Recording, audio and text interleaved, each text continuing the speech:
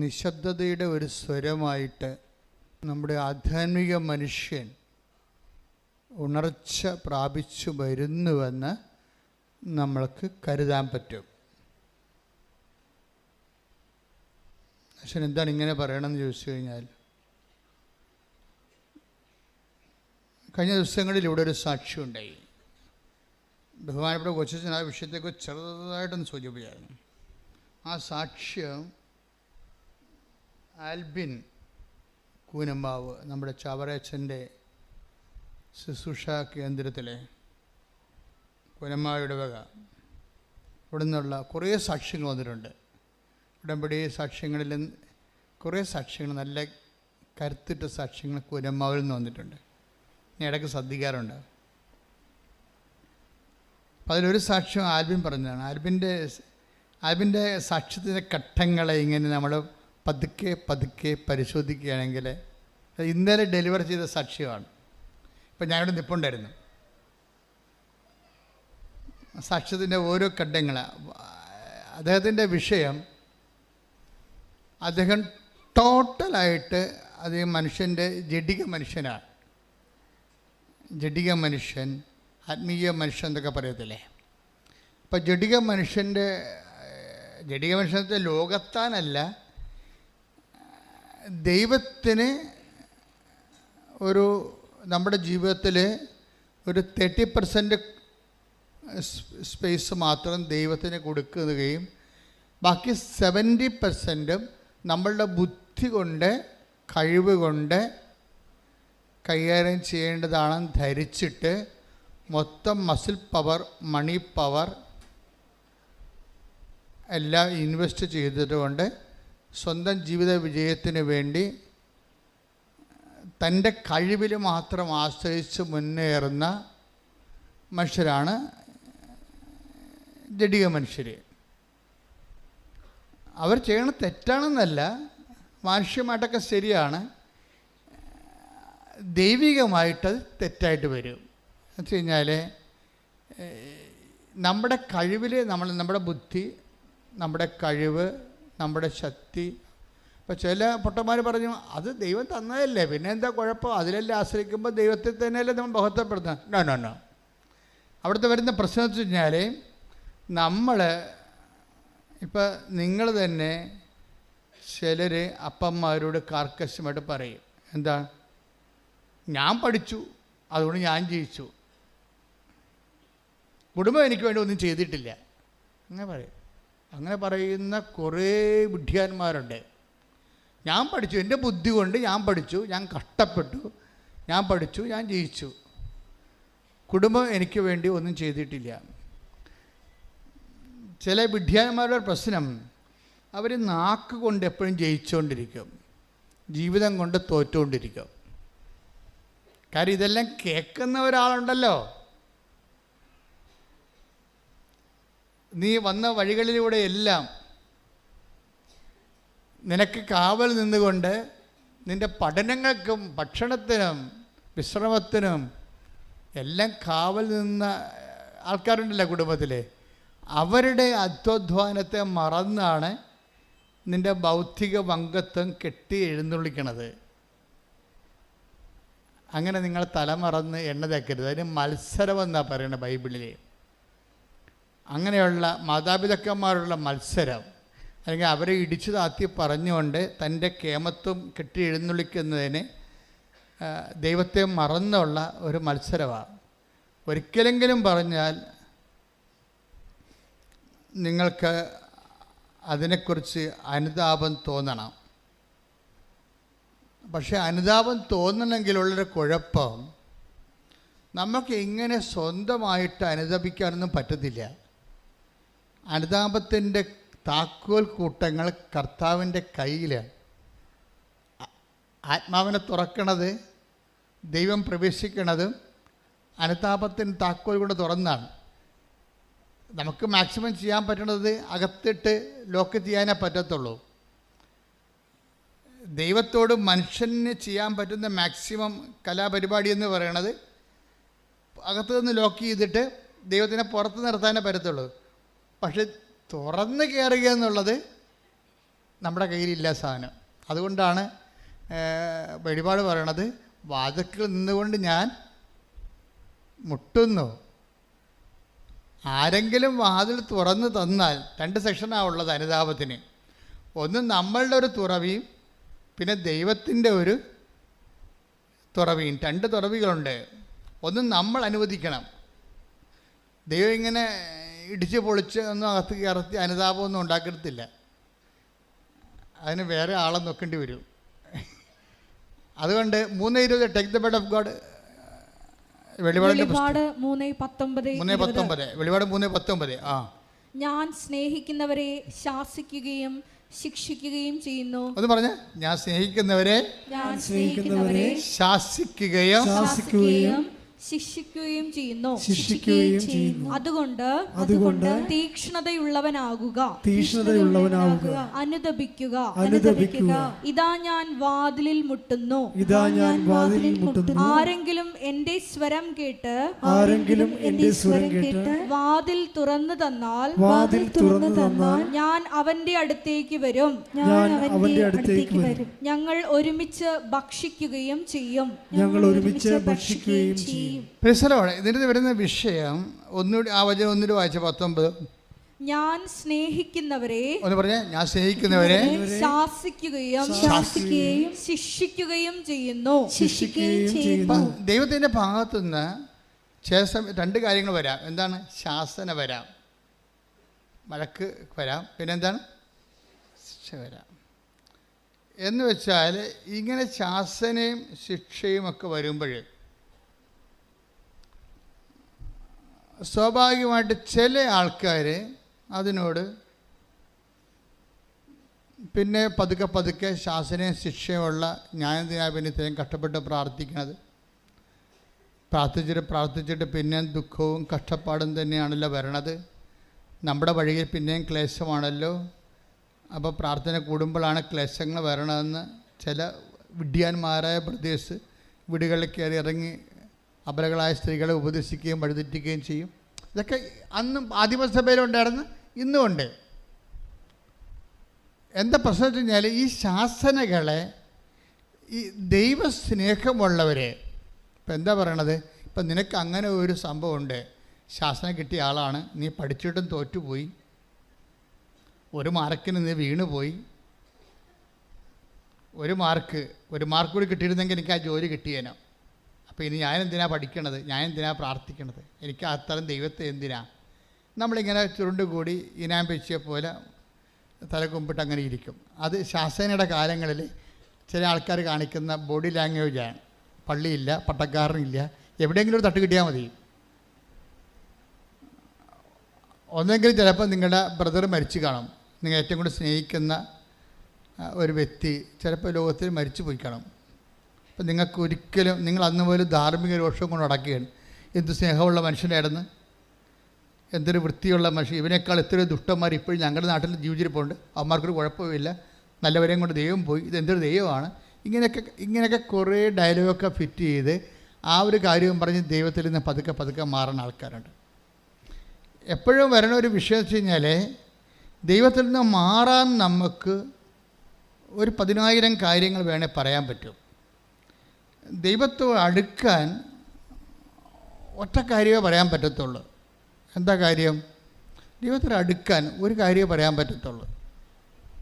അതായത് എൻ്റെ വിശ്വാസമുള്ളവനെ സംബന്ധിച്ചിടത്തോളം ഈ വിശ്വാസത്തിന് ഉള്ളൊരു പ്രത്യേകത, വിശ്വാസം എന്ന് പറഞ്ഞിട്ട് കാറ്റഗറ്റിക്കൽ ഫെയ്ത്ത് അല്ല.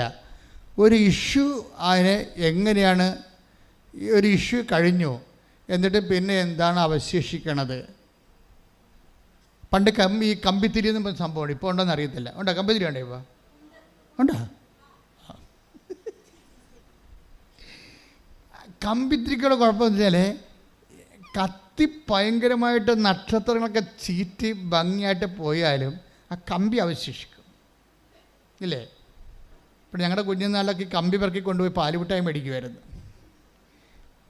അന്നത്തെ ഒരു കുഞ്ഞുങ്ങളുടെ പരിപാടിയായിരുന്നു. ഈ പെരുന്നാൾ കഴിയുമ്പോൾ പള്ളിമുറ്റത്ത് പോയി കമ്പിത്തിരി പെറുക്കിയെടുക്കുക, എന്നിട്ട് അതുകൊണ്ട് ഈ പാലുമിഠായിക്കാരൻ ഇങ്ങനെ വലിച്ചാൽ നീളം മിഠായിക്ക് വരുമല്ല ചുറ്റിയിൽ ഒരു ക്ലാറിനറ്റൊക്കെ വായിച്ചുകൊണ്ട് ആൾ വരും. ഇപ്പോഴൊന്നും ഇല്ല. അപ്പോഴേ കത്തിയാലും കമ്പി അവശേഷിക്കും. അത് വേണമെങ്കിൽ പിന്നെ നമുക്ക് മരുന്ന് ചുറ്റി കമ്പിത്തിരി ഉണ്ടാക്കാൻ പറ്റും. ഇതുപോലെ കത്തൽ വന്നാലും കമ്പി അവശേഷിക്കും. അതാണ് വിശ്വാസം എന്ന് പറയണത്. ഒരു മരണം ഉണ്ടായി, അല്ലെങ്കിൽ ഒരു അടുപ്പമുള്ള ആൾക്കാർ പോയി, നമ്മൾ കുറച്ച് ദിവസം നിലവിളിച്ചൊക്കെ നടന്ന്, പിന്നെ പള്ളിയും വേണ്ട, പ്രാർത്ഥന ഇത്രയും പ്രാർത്ഥിച്ചിട്ടും ഞാൻ കരഞ്ഞ് വിളിച്ച് പ്രാർത്ഥിച്ചിട്ടും ചേട്ടന് തന്നില്ലല്ല, ആ കുഞ്ഞ് മരിച്ചു പോയല്ല എന്നൊക്കെ പോയി നിലയെ വിളിച്ചുകൊണ്ട് നമുക്ക് നഷ്ടപ്പെട്ട മരണങ്ങളിൽ പിന്നീട് വിശ്വാസം കുറഞ്ഞു പോയ ആ മരണത്തിന് ശേഷം, അല്ലെങ്കിൽ ആ ജപ്തി നടപടിക്ക് ശേഷം, അല്ലെങ്കിൽ ആ പരീക്ഷ തോൽവിക്ക് ശേഷം, അല്ലെങ്കിൽ ആ ജോലി നഷ്ടത്തിന് ശേഷം വിശ്വാസം കൂടിയാന്ന് നീ ആത്മശോധന ചെയ്യണം. കുറഞ്ഞെങ്കിൽ ഇനി കാര്യം വിശ്വാസത്തിൻ്റെ ഒരു പ്രത്യേകത എന്ന് വെച്ചാൽ നിൻ്റെ വിശ്വാസത്തിൻ്റെ തോതനുസരിച്ചിട്ട് ദൈവം ഇനിഷ്യേറ്റീവ് എടുത്താൽ മാത്രമേ ഇത് വർക്കൗട്ട് ചെയ്യത്തുള്ളൂ. ദൈവം ഇനിഷ്യേറ്റീവ് ഇപ്പോൾ ഒരിക്കൽ വിശ്വാസം ഡൗൺ ആയി കഴിഞ്ഞാൽ പിന്നെ നിൻ്റെ കാര്യത്തിൽ ദൈവം ഇനിഷ്യേറ്റീവ് എടുക്കണം. ദൈവം ഇനിഷ്യേറ്റീവ് എടുക്കണമെങ്കിൽ ദൈവം പഴയ ഫയൽ എങ്ങനെയുണ്ടെന്ന് നോക്കും, വെറുതെ ഇനിഷ്യേറ്റീവ് എടുക്കത്തില്ല. ഒരാൾ പരീക്ഷയ്ക്ക് തോറ്റു 10ാം ക്ലാസ്സിൽ മാർക്ക് കുറവാണെന്ന് വിചാരിച്ചു. അപ്പോൾ നമ്മൾ പ്ലസ് 1 ചേരാൻ ചെന്നപ്പോൾ മാർക്ക് കുറവാണ്, ഇവന് ഇവിടെ അഡ്മിഷൻ കൊടുക്കാൻ പറ്റത്തില്ലെന്ന് മാനേജറും പ്രിൻസിപ്പളും ഒറ്റയടിക്ക് പറഞ്ഞു. അപ്പോഴാരെങ്കിലും അധ്യാപകർ നമ്മളോട് അല്പം താപമുള്ളവർ നമ്മളറിയാവുന്ന പറഞ്ഞു, സാറേ അവൻ്റെ സർട്ടിഫിക്കറ്റ് അല്ല, അവൻ്റെ മറ്റ് സർട്ടിഫിക്കറ്റൊക്കെ ഒന്ന് നോക്കിയേ, അവൻ്റെ എക്സ്ട്രാ കരിക്കുലറായിട്ടുള്ള അവൻ ജില്ലയിലൊക്കെ കളിക്കാൻ പോയിട്ടുള്ളതാണെന്ന് കേട്ടിട്ടുണ്ട്, സ്പോർട്സിന് പോയിട്ടുള്ളതാണെന്ന് കേട്ടിട്ടുണ്ടത്. അപ്പം ഗ്രേസ് മാർക്കാണ് നോക്കണത്. നമ്മൾ പരീക്ഷയ്ക്ക് തോറ്റിരിക്കുകയാണ്, പക്ഷെ അവൻ അക്കോമഡേറ്റ് ചെയ്യാൻ വേണ്ടി വേറെ ഓപ്ഷൻസ് നോക്കും ദൈവം. അത് ദൈവത്തിൽ നോക്കണ പരിപാടിയാണ്, മനുഷ്യന് മാത്രമല്ല. ഗ്രേസ് മാർക്ക് ഉണ്ടോ എന്ന് നോക്കും. നമ്മൾ പരീക്ഷയ്ക്ക് തോറ്റ്, നമുക്ക് പഠിക്കാതെ തോറ്റതായിരിക്കും, അല്ലെങ്കിൽ എന്തെങ്കിലും അഭ്യാസത്തിൽ തോറ്റതായിരിക്കും. പക്ഷേ നമുക്കൊരു മേൽക്കൈ വേണമെന്നുണ്ടെങ്കിൽ, നമുക്ക് നിയമപരമായിട്ട് കിട്ടാൻ സാധ്യതയില്ലെങ്കിൽ നമ്മുടെ എക്സ്ട്രാ കരിക്കുലം ഫിഗേഴ്സ് നോക്കും. എന്ന് വെച്ചാൽ ഇതിൻ്റെ ഈ വിഷയത്തിൽ അല്ലാതെ മറ്റ് ഗുണങ്ങൾ എന്തെങ്കിലും നിനക്കുണ്ടോ? എന്താ പറയണം കാര്യത്തിൽ ഈ ആൽബി എന്ന് പറഞ്ഞ ഒരുത്തൻ എന്നുള്ള സാക്ഷ്യം പറഞ്ഞില്ല, അത് അദ്ദേഹത്തിൻ്റെ സാക്ഷ്യമാണ് ഹുസൈൻ പറഞ്ഞത്. ആൽബിയുടെ പ്രശ്നം, ആൽബിക്ക് ഇപ്പോൾ ദൈവമായിട്ട് ഒരു കണക്ഷനും ഇല്ല, ഒറ്റ ജ്വരം മാത്രമേ ഉള്ളൂ. എന്താ ജ്വരം? DRDയിൽ സെൻട്രൽ ഡിഫൻസ് ഡിപ്പാർട്ട്മെൻറ്റിൽ ഒരു ജോലി വേണം, ഒരു ഉദ്യോഗസ്ഥനാകണം. അത് പുള്ളിയുടെ സ്വപ്നമാണ്. അപ്പോൾ വേറെ കുറേ ടെസ്റ്റൊക്കെ പുള്ളി എഴുതുന്നുണ്ട്.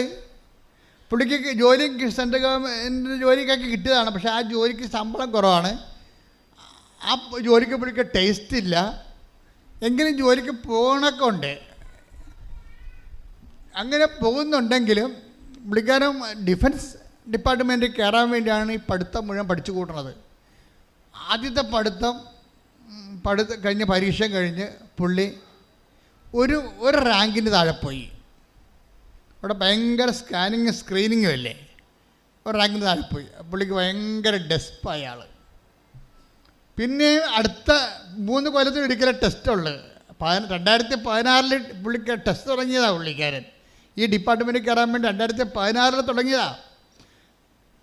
16 കഴിഞ്ഞിട്ട് 19, ആ 16 ടെസ്റ്റ് ഒരു റാങ്കിന് പോയി. പിന്നെ 16 തൊട്ട് 19 വരെ അടുത്ത കോൾ ഫോർ എക്സാം കാത്തിരുന്നുകൊണ്ട് പുള്ളി ട്രൈ ചെയ്തുകൊണ്ടിരിക്കുക.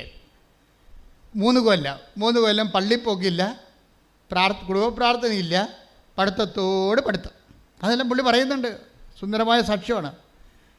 അമ്മ പറയടാ ഇന്ന് ഞായറാഴ്ചയാണ്. അപ്പോൾ പറയും എനിക്ക് പഠിക്കാനുണ്ടെന്ന് പറയും.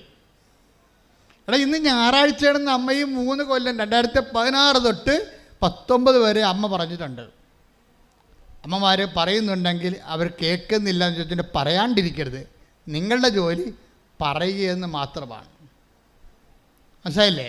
അത് നിങ്ങളുടെ കടമയാണത്. പറഞ്ഞില്ല എന്നുണ്ടെങ്കിൽ നിങ്ങൾ അവൻ്റെ വിശ്വാസ തകർച്ചയിൽ നിങ്ങൾക്കും വിശ്വാസ തകർച്ച സംഭവിച്ചു എന്നാവും. അപ്പം അമ്മയും മകനെയും വിശ്വാസ തകർച്ചയാവും. പിന്നെ ദൈവത്തിന് ഇനീഷ്യേറ്റീവ് എടുക്കേണ്ട കാര്യമില്ല.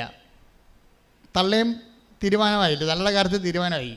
അപ്പം തള്ളമാരൊരിക്കലും വീഴരുത്. മക്കൾ വീണാലും അമ്മമാർ വീഴരുത്. മനസ്സിലായ?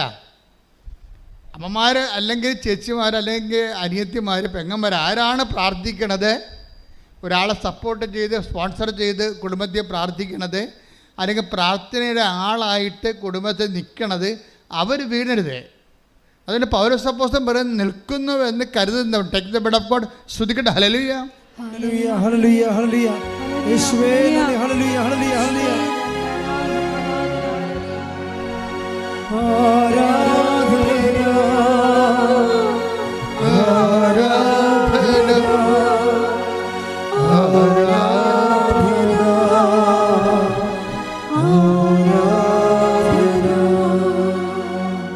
കൊരിന്തോസ് 10:12. 1 കൊരിന്ത്യസ് 10:12.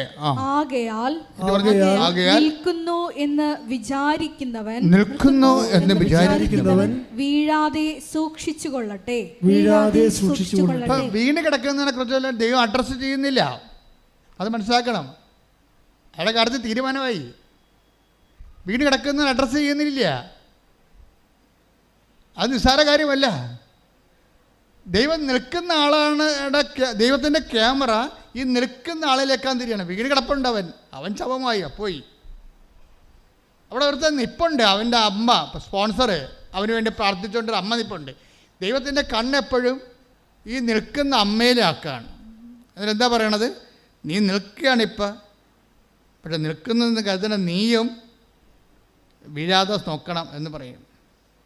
പ്രാർത്ഥിക്കുക. കർത്താവേ, വിശ്വാസത്തിലെ, ദൈവസ്നേഹത്തിലെ, പ്രത്യാശയിലെ നിൽക്കുന്നുവെന്ന് കരുതുന്ന ഞാൻ വീഴാതിരിക്കുവാൻ അമ്മേ പരിശുദ്ധമ്മേ, അമ്മയുടെ പൊൻകരങ്ങളിലെ എന്റെ വിശ്വാസത്തെ താങ്ങി നിർത്തണമേ. എന്റെ വിശ്വാസത്തെ താങ്ങി നിർത്തണമേ. എന്റെ വിശ്വാസത്തെ താങ്ങി നിർത്തണമേ. ഇനി വീണ് പോയി എന്ന് വിചാരിച്ചുകൊണ്ട് ചത്തുപോയെന്ന് കരുതരുത്. വീണ് പോയവന് നീ നിന്റെ പഴയ ഫയലിൽ എക്സ്ട്രാ കരിക്കുലം എല്ലാം ഉണ്ടെങ്കിൽ ദൈവത്തിന് ഒരു കരുണ തോന്നാൻ സാധ്യതയുണ്ട്. വീണ് പോയാൽ അവിടെ കിടന്ന് ചത്തുപോകണമെന്ന് നീ വിചാരിക്കരുത്. വീണ് പോയെങ്കിൽ ഇപ്പം ആൽബിൻ്റെ കാര്യം എന്താ? ആൽബിന് വീണ്ടും അവൻ 2019 പരീക്ഷ എഴുതും. 3 കൊല്ലം പഠിച്ച് ദൈവത്തെ മറന്ന് സ്വന്തം ബുദ്ധിയിൽ സ്വന്തം കഴിവിൽ ആശ്രയിച്ചുകൊണ്ട് കുടുംബ പ്രാർത്ഥനയില്ല, കുമ്പസാരമില്ല, കുർബാനയില്ല, ഇതൊന്നുമില്ലാതെ പഠനം തന്നെ എടുത്തിട്ട് 2019 6 കൊല്ലം ദൈവമില്ലാത്തൊരു ജീവിതം ഇല്ലേ. 2019 പോയി പരീക്ഷ എഴുതും. 16 തോറ്റു, 19 ഒരു റാങ്കിന് തോറ്റു. അപ്പോൾ പുള്ളിക്കാരൻ പറയണത് എനിക്ക് ഡെലീരിയമായി പോയെന്നാണ് പറയണത്. പനി ബാധിച്ചിട്ട് ഡിപ്രഷൻ കയറി ബോധം പോയി. ഞാൻ പിന്നെ മുറി അടച്ചിട്ട് ഭ്രാന്തായിട്ട് അകത്തിരിക്കുകയാണെന്ന്. ആ പ്രശ്നത്താ നമ്മൾ ദൈവത്തിൻ്റെ ദൈവിക കൃപ കുറയുന്ന അനുസരിച്ച് കൊണ്ട് മസിൽ പവറിലും മണി പവറിലും സ്വന്തം കഴിവ് ആശ്രയിച്ച് മാത്രം പരാജയം വാങ്ങിക്കുമ്പോൾ നമ്മൾ ഡിപ്രസ്ഡായി പോയി കഴിഞ്ഞാൽ പരാജയ പ്രശ്നം നമ്മളെ താങ്ങാൻ ആരുമില്ല. ഇവന് ഡിപ്രഷനായി. അപ്പോൾ അവൻ പറയും എനിക്കൊരു സൈക്കോളജിസ്റ്റിനെ കാണുന്ന മണ്ണാൻ കെട്ട. അങ്ങനെയാണ് സംഭവം. ഈ നശിച്ചവന് എല്ലാം ഇതുപോലെയുള്ള ചിന്ത വരത്തുള്ളൂ. സൈക്കോളജിസ്റ്റ് മോശമാണെന്ന് പറഞ്ഞില്ല. കാരണം അവൻ്റെ പ്രശ്നം സൈക്കോളജിസ്റ്റിനെ കാണുന്നതല്ല പ്രശ്നം തീരണത്. അതാണ് വിഷയം. സൈക്കോളജിസ്റ്റും കൗൺസിലിംഗ് നല്ലതായിരിക്കും, പക്ഷെ അവൻ്റെ വിഷയത്തിൽ ഹീൽ ചെയ്യാൻ അവനെ തൽക്കാലം ഡിപ്രഷനിൽ നിന്നൊന്ന് ഉയർത്തി നിർത്താം. പക്ഷെ അവൻ്റെ പ്രശ്നം അതല്ലല്ലോ, അവൻ്റെ ജീവിതം വീണ്ടെടുക്കുകയല്ലേ. നമ്മുടെ മാനസിക നില വീണ്ടെടുക്കണത് may be it is a good thing. പക്ഷെ അവൻ്റെ പ്രശ്നം അതല്ല, അവൻ്റെ ജീവിതം വീണ്ടെടുക്കണം. ഇപ്പോൾ അവൻ സംസാരിക്കുന്നില്ല ആരോടും, ഡിപ്രസ്ഡായിട്ട് മുറിയും പൂട്ടി അകത്തിരിക്കുകയാണ്. ആരെന്നെ രക്ഷിക്കും എന്ന് വിചാരിച്ചുകൊണ്ടിരിക്കുകയാണ്. ഈ എല്ലാവരുടെ ജീവിതത്തിലുണ്ടാകും ആര് എന്നെ രക്ഷിക്കുമെന്ന്. ആരെന്നെ രക്ഷിക്കും? ഇപ്പോൾ നമ്മൾ പല കാര്യം പറയും. സൂപ്പർ സ്പെഷ്യാലിറ്റി ആശുപത്രിയിൽ പോകാം, അല്ലെങ്കിൽ ജ്യോത്സ്യൻ്റെ അടുത്ത് പോകാം, അല്ലെങ്കിൽ ഇങ്ങനെ ഓരോ കാര്യം നമുക്ക് പറയാം. കാര്യം മനുഷ്യൻ്റെ ജീവിതത്തിൽ ഇന്നല്ലെങ്കിൽ നാളെ അവൻ ചോദിക്കണ ഒരു ചോദ്യമാണ്, ആരെന്നെ രക്ഷിക്കും? Take the word of God. ശ്രദ്ധിക്കട്ടെ. ഹല്ലേലൂയ. റോമ 7:24. റോമ 7:24. ഞാൻ ദുർഭകനായ മനുഷ്യൻ. പ്രൈസ് ദി ലോർഡ് എന്ന് പറഞ്ഞാൽ ഞാൻ ദുർഭകനായ മനുഷ്യൻ. ഇതാണ് ദുർഭകനായ മനുഷ്യൻ. എന്താ കാര്യം? 2016 എഴുതി, തോറ്റു, ഒരു റാങ്കിന് തോറ്റു. വീണ്ടും 3 കൊല്ലം ദൈവത്തെ മറന്നുകൊണ്ട് ജീവിച്ചു, പഠിച്ചു, പരീക്ഷ സ്വന്തം കഴിവിൽ ആശ്രയിച്ചു പരീക്ഷ എഴുതി. വീണ്ടും 2019 തോറ്റു, ഡിപ്രഷനായി, മുറിയടച്ചിട്ടു, മിണ്ടാണ്ട് അവിടെ ഇരിപ്പാണ്. എന്നെ ആര് രക്ഷിക്കും? ഞാൻ ദുർഭകനായ മനുഷ്യ. പറഞ്ഞേ, മരണത്തിന് അധീനമായ ഈ ശരീരത്തിൽ നിന്ന് എന്നെ ആര് മോചിപ്പിക്കും? അപ്പൊ ഇന്നല്ലെങ്കിൽ നാളെ നമ്മുടെ ജീവിതത്തിലെ മരണത്തിന് അധീനമായ ഈ ഡിപ്രസീവ് സ്റ്റേറ്റിൽ നിന്ന്, ഈ തകർച്ചയിൽ നിന്ന് ആരെന്നെ മോചിപ്പിക്കും എന്ന് ചോദിക്കാത്തവരാരുമില്ല. ആരെന്നെ മോചിപ്പിക്കുമെന്ന് ചോദിച്ചാൽ ലോകത്തിലെ ഒരു പുസ്തകം മാത്രമേ മറുപടി. അതാണ് ജീവിതത്തിൽ ജപ്തി ആയാലും, ബിസിനസ് തകർച്ചയായാലും, പരീക്ഷ തകർച്ചയായാലും, ആരോഗ്യ തകർച്ചയായാലും ചില സമയത്ത് തകർന്നു പോകാം. അവിടെ കിടന്നുകൊണ്ട് അവൻ ചോദിക്കുന്ന ചോദ്യമാണ്, എന്താണ്? ആരെന്നെ മോചിപ്പിക്കും? ആരെന്നെ മോചിപ്പിക്കുമെന്ന് മനുഷ്യരാശിയുടെ ഒപ്പം പക്ഷം നിന്നുകൊണ്ട് ചോദിക്കുന്ന പുസ്തകമാണ് ബൈബിൾ. ആരെന്നെ മോചിപ്പിക്കുമെന്ന് നിങ്ങൾക്ക് വേണ്ടി ചോദിക്കുകയാണ് ബൈബിൾ. ബൈബിളിനൊരു കൈയടി കൊടുത്തേ. ശ്രദ്ധിക്കട്ടെ. ഹല്ലേലൂയ, ഹല്ലേലൂയ, ഹല്ലേലൂയ. അപ്പോൾ ഞാൻ ദുർഭകനായ മനുഷ്യൻ, എന്താണ്? ആരെന്നെ മോചിപ്പിക്കും? അടുത്ത ഒരു വായിച്ചേ.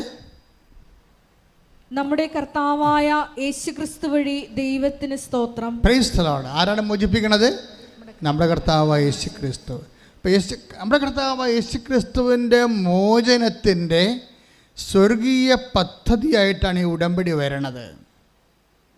ഇവൻ പറയണത് എന്താ? ഞാൻ സൈക്കോളജിസ്റ്റിനെ പോയി കാണണം, എനിക്ക് ഏതാണ് നല്ല സൈക്കോളജിസ്റ്റ് ടൗണിലുള്ളത്, ആരാണ് അദ്ദേഹത്തെ എനിക്ക് പരിചയപ്പെടുത്തി തരണത് എന്നൊക്കെ ചിന്തിക്കുന്ന സമയത്ത്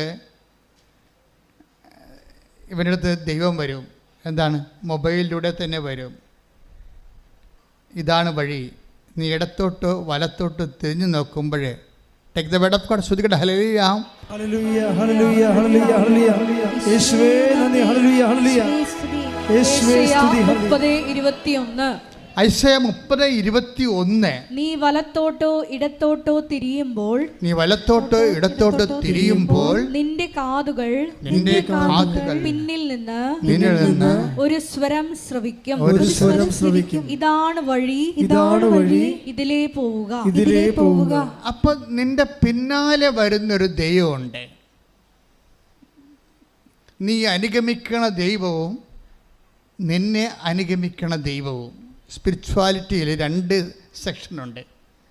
ഒന്ന് നിന്നെ അനുഗമിക്കണ ദൈവം, നീ തകർച്ചയിൽ വീണ് പോകുമ്പോൾ കോരിയെടുക്കാൻ വേണ്ടി പിന്നാലെ വരുന്ന നിന്നെ കോരിയെടുക്കണ ദൈവം, നിന്നെ അനുഗമിക്കണ ദൈവം. രണ്ടാമത്തേത് എന്താണ്? നീ രക്ഷപ്പെട്ട് കഴിയുമ്പോൾ നീ അനുഗമിക്കണ ദൈവം. അതാണ്. അപ്പം നമ്മുടെ പിന്നിലാണ്. ഇപ്പം സ്വരം കേട്ട എന്താണ്? നീ ഇടത്തോട്ടോ ആരെന്നെ രക്ഷിക്കുമെന്ന് പറയുമ്പോൾ നീ ഇടത്തോട്ടോ വലത്തോട്ടോ തിരിയുമ്പോഴേ പിന്നിൽ നിന്ന് ഒരു സ്വരം കേൾക്കും. കണ്ടാ? പിന്നിൽ നിന്നുള്ള സ്വരം ദൈവം വരിക. ഈ പിന്നിൽ നിന്നുള്ള സ്വരം ഇവൻ എങ്ങനെയാണ് കേൾക്കണത്? അവനങ്ങനെ മൊബൈൽ മറിച്ച് നോക്കുമ്പോൾ ഒരു ഉടമ്പടി സാക്ഷ്യം കേൾക്കും. ആ സാധനം ദൈവത്തിൻ്റെ സ്വരമാണ്. ഒരു ഉടമ്പടി സാക്ഷ്യം കേൾക്കും. അപ്പോൾ അവൻ അവിടെ മുറി തുറന്നിട്ട് അവനത് ക്ലിക്കാവും. ഇവൻ ആരാ തിരക്കിയത്? ആരാ തിരക്കിയത്? ഒരു സൈക്കോളജിസ്റ്റാണ് തിരക്കിയത്. അങ്ങനെ ദൈവം സൈക്കോളജിസ്റ്റല്ല കൊടുക്കുന്നത്, ഒരു ഉടമ്പടി സാക്ഷ്യമാണ് കൊടുക്കുന്നത്. അത്രയാണ് മതി. അത് സുവിശേഷമാണ്. ഇന്നത്തെ കേരള ജനതയുടെ മനസ്സിലുള്ള ഒരു ആശയമാണ്. എന്താണ്? കൃപാസനം മാതാവ് പ്രത്യക്ഷപ്പെട്ട സ്ഥലം. കൈയടിച്ച് ശ്രദ്ധിക്കട്ടെ.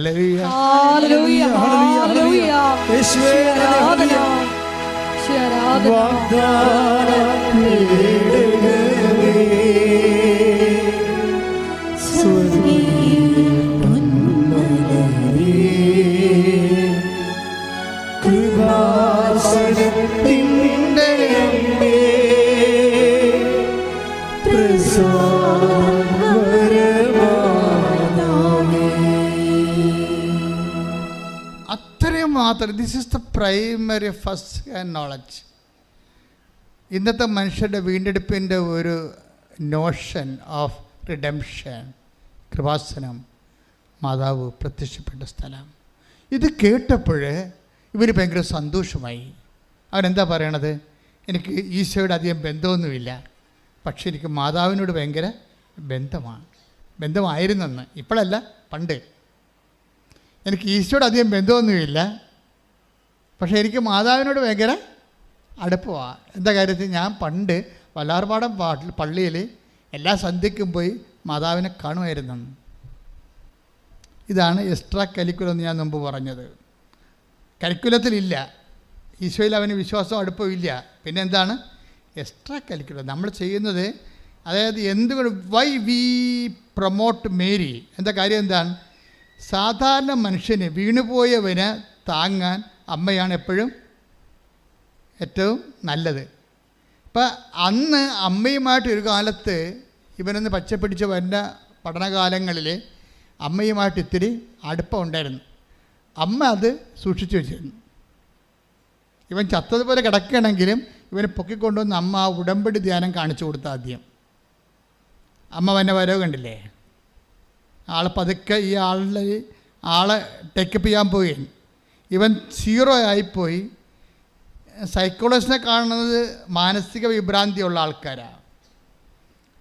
അങ്ങനെയുള്ളൊരു അവസ്ഥയിലേക്ക്, ഡിപ്രഷൻ മൂഡിലേക്ക് തൻ്റെ മകൻ പോകണമെന്ന് മനസ്സിലാക്കിയപ്പോൾ അമ്മ അവൻ്റെ ഒരു വഴി കാണിച്ചു കൊടുക്കണം, ഉടമ്പടി.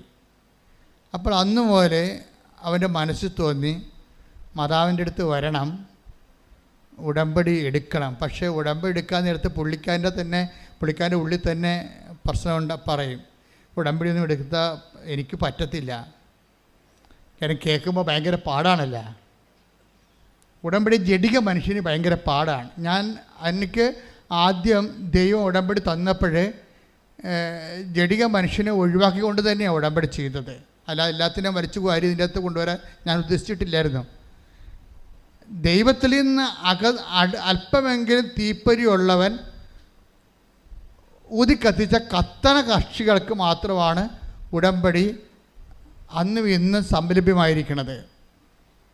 എന്ന് വെച്ചാൽ കൈനനയാതെ, ദൈവത്തിന് വേണ്ടി ജീവിക്കാതെ, ദൈവത്തിൻ്റെ സാക്ഷിയാകാതെ, സത്യസന്ധമായ ദൈവത്തെ സ്നേഹിക്കാത്ത ഒരു മനുഷ്യനും ഈ സ്വർഗീയ അവകാശത്തെ പങ്കാളികളാകരുത് എന്നുള്ള ബോധമാണ് അമ്മ എനിക്ക് ഉടമ്പടി പുസ്തകം എഴുതുമ്പോൾ തന്നുകൊണ്ടിരുന്നത്.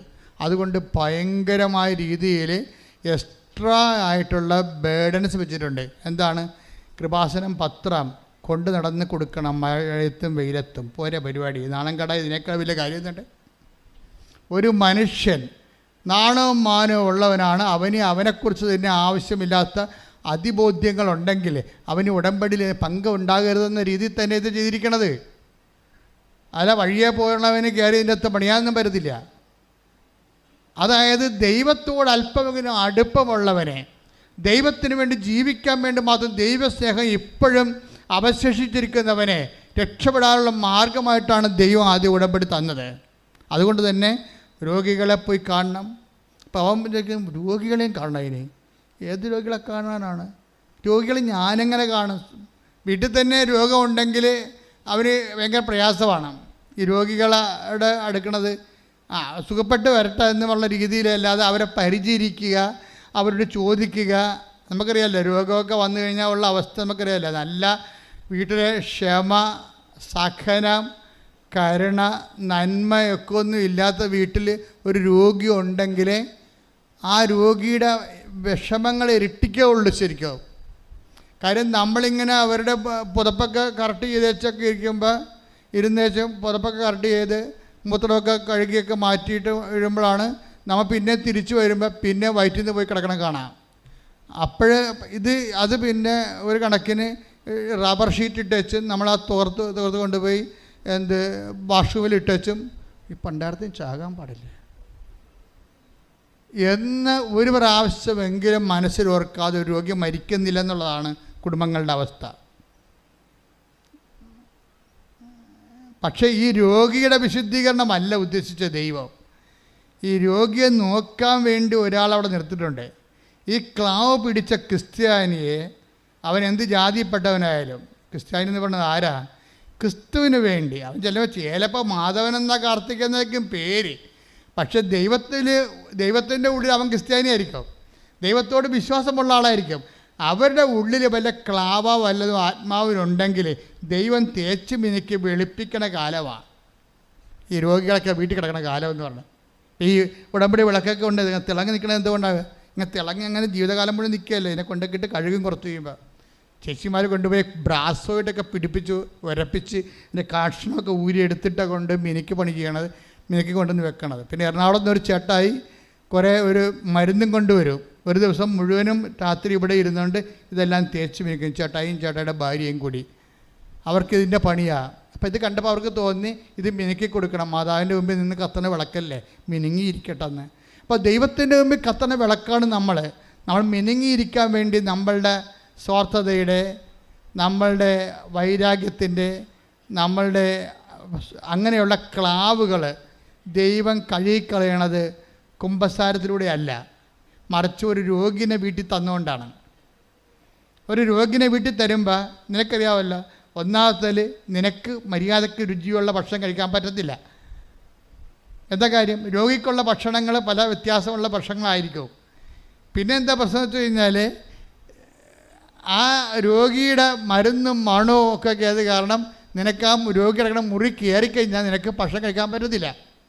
ഇങ്ങനെയുള്ള കുറേ സാഹചര്യങ്ങൾ ക്രിസ്തുവിൻ്റെ നാമത്തിൽ നീ ഏറ്റെടുക്കുമ്പോൾ ആണ് നീ പുണ്യപൂർണ്ണമായിട്ട് വരണത്. മനസ്സിലായില്ലേ? പണിയാണേ, നിസ്സാരമല്ല. കൃപയുടെ വഴികൾ അങ്ങനെയാണ് വെച്ചിരിക്കുന്നത്. അല്ലാതെ ആരും ഇങ്ങനെ കൈ നനയാതെ മീൻ പിടിക്കാമെന്ന് വിചാരിക്കരുത്.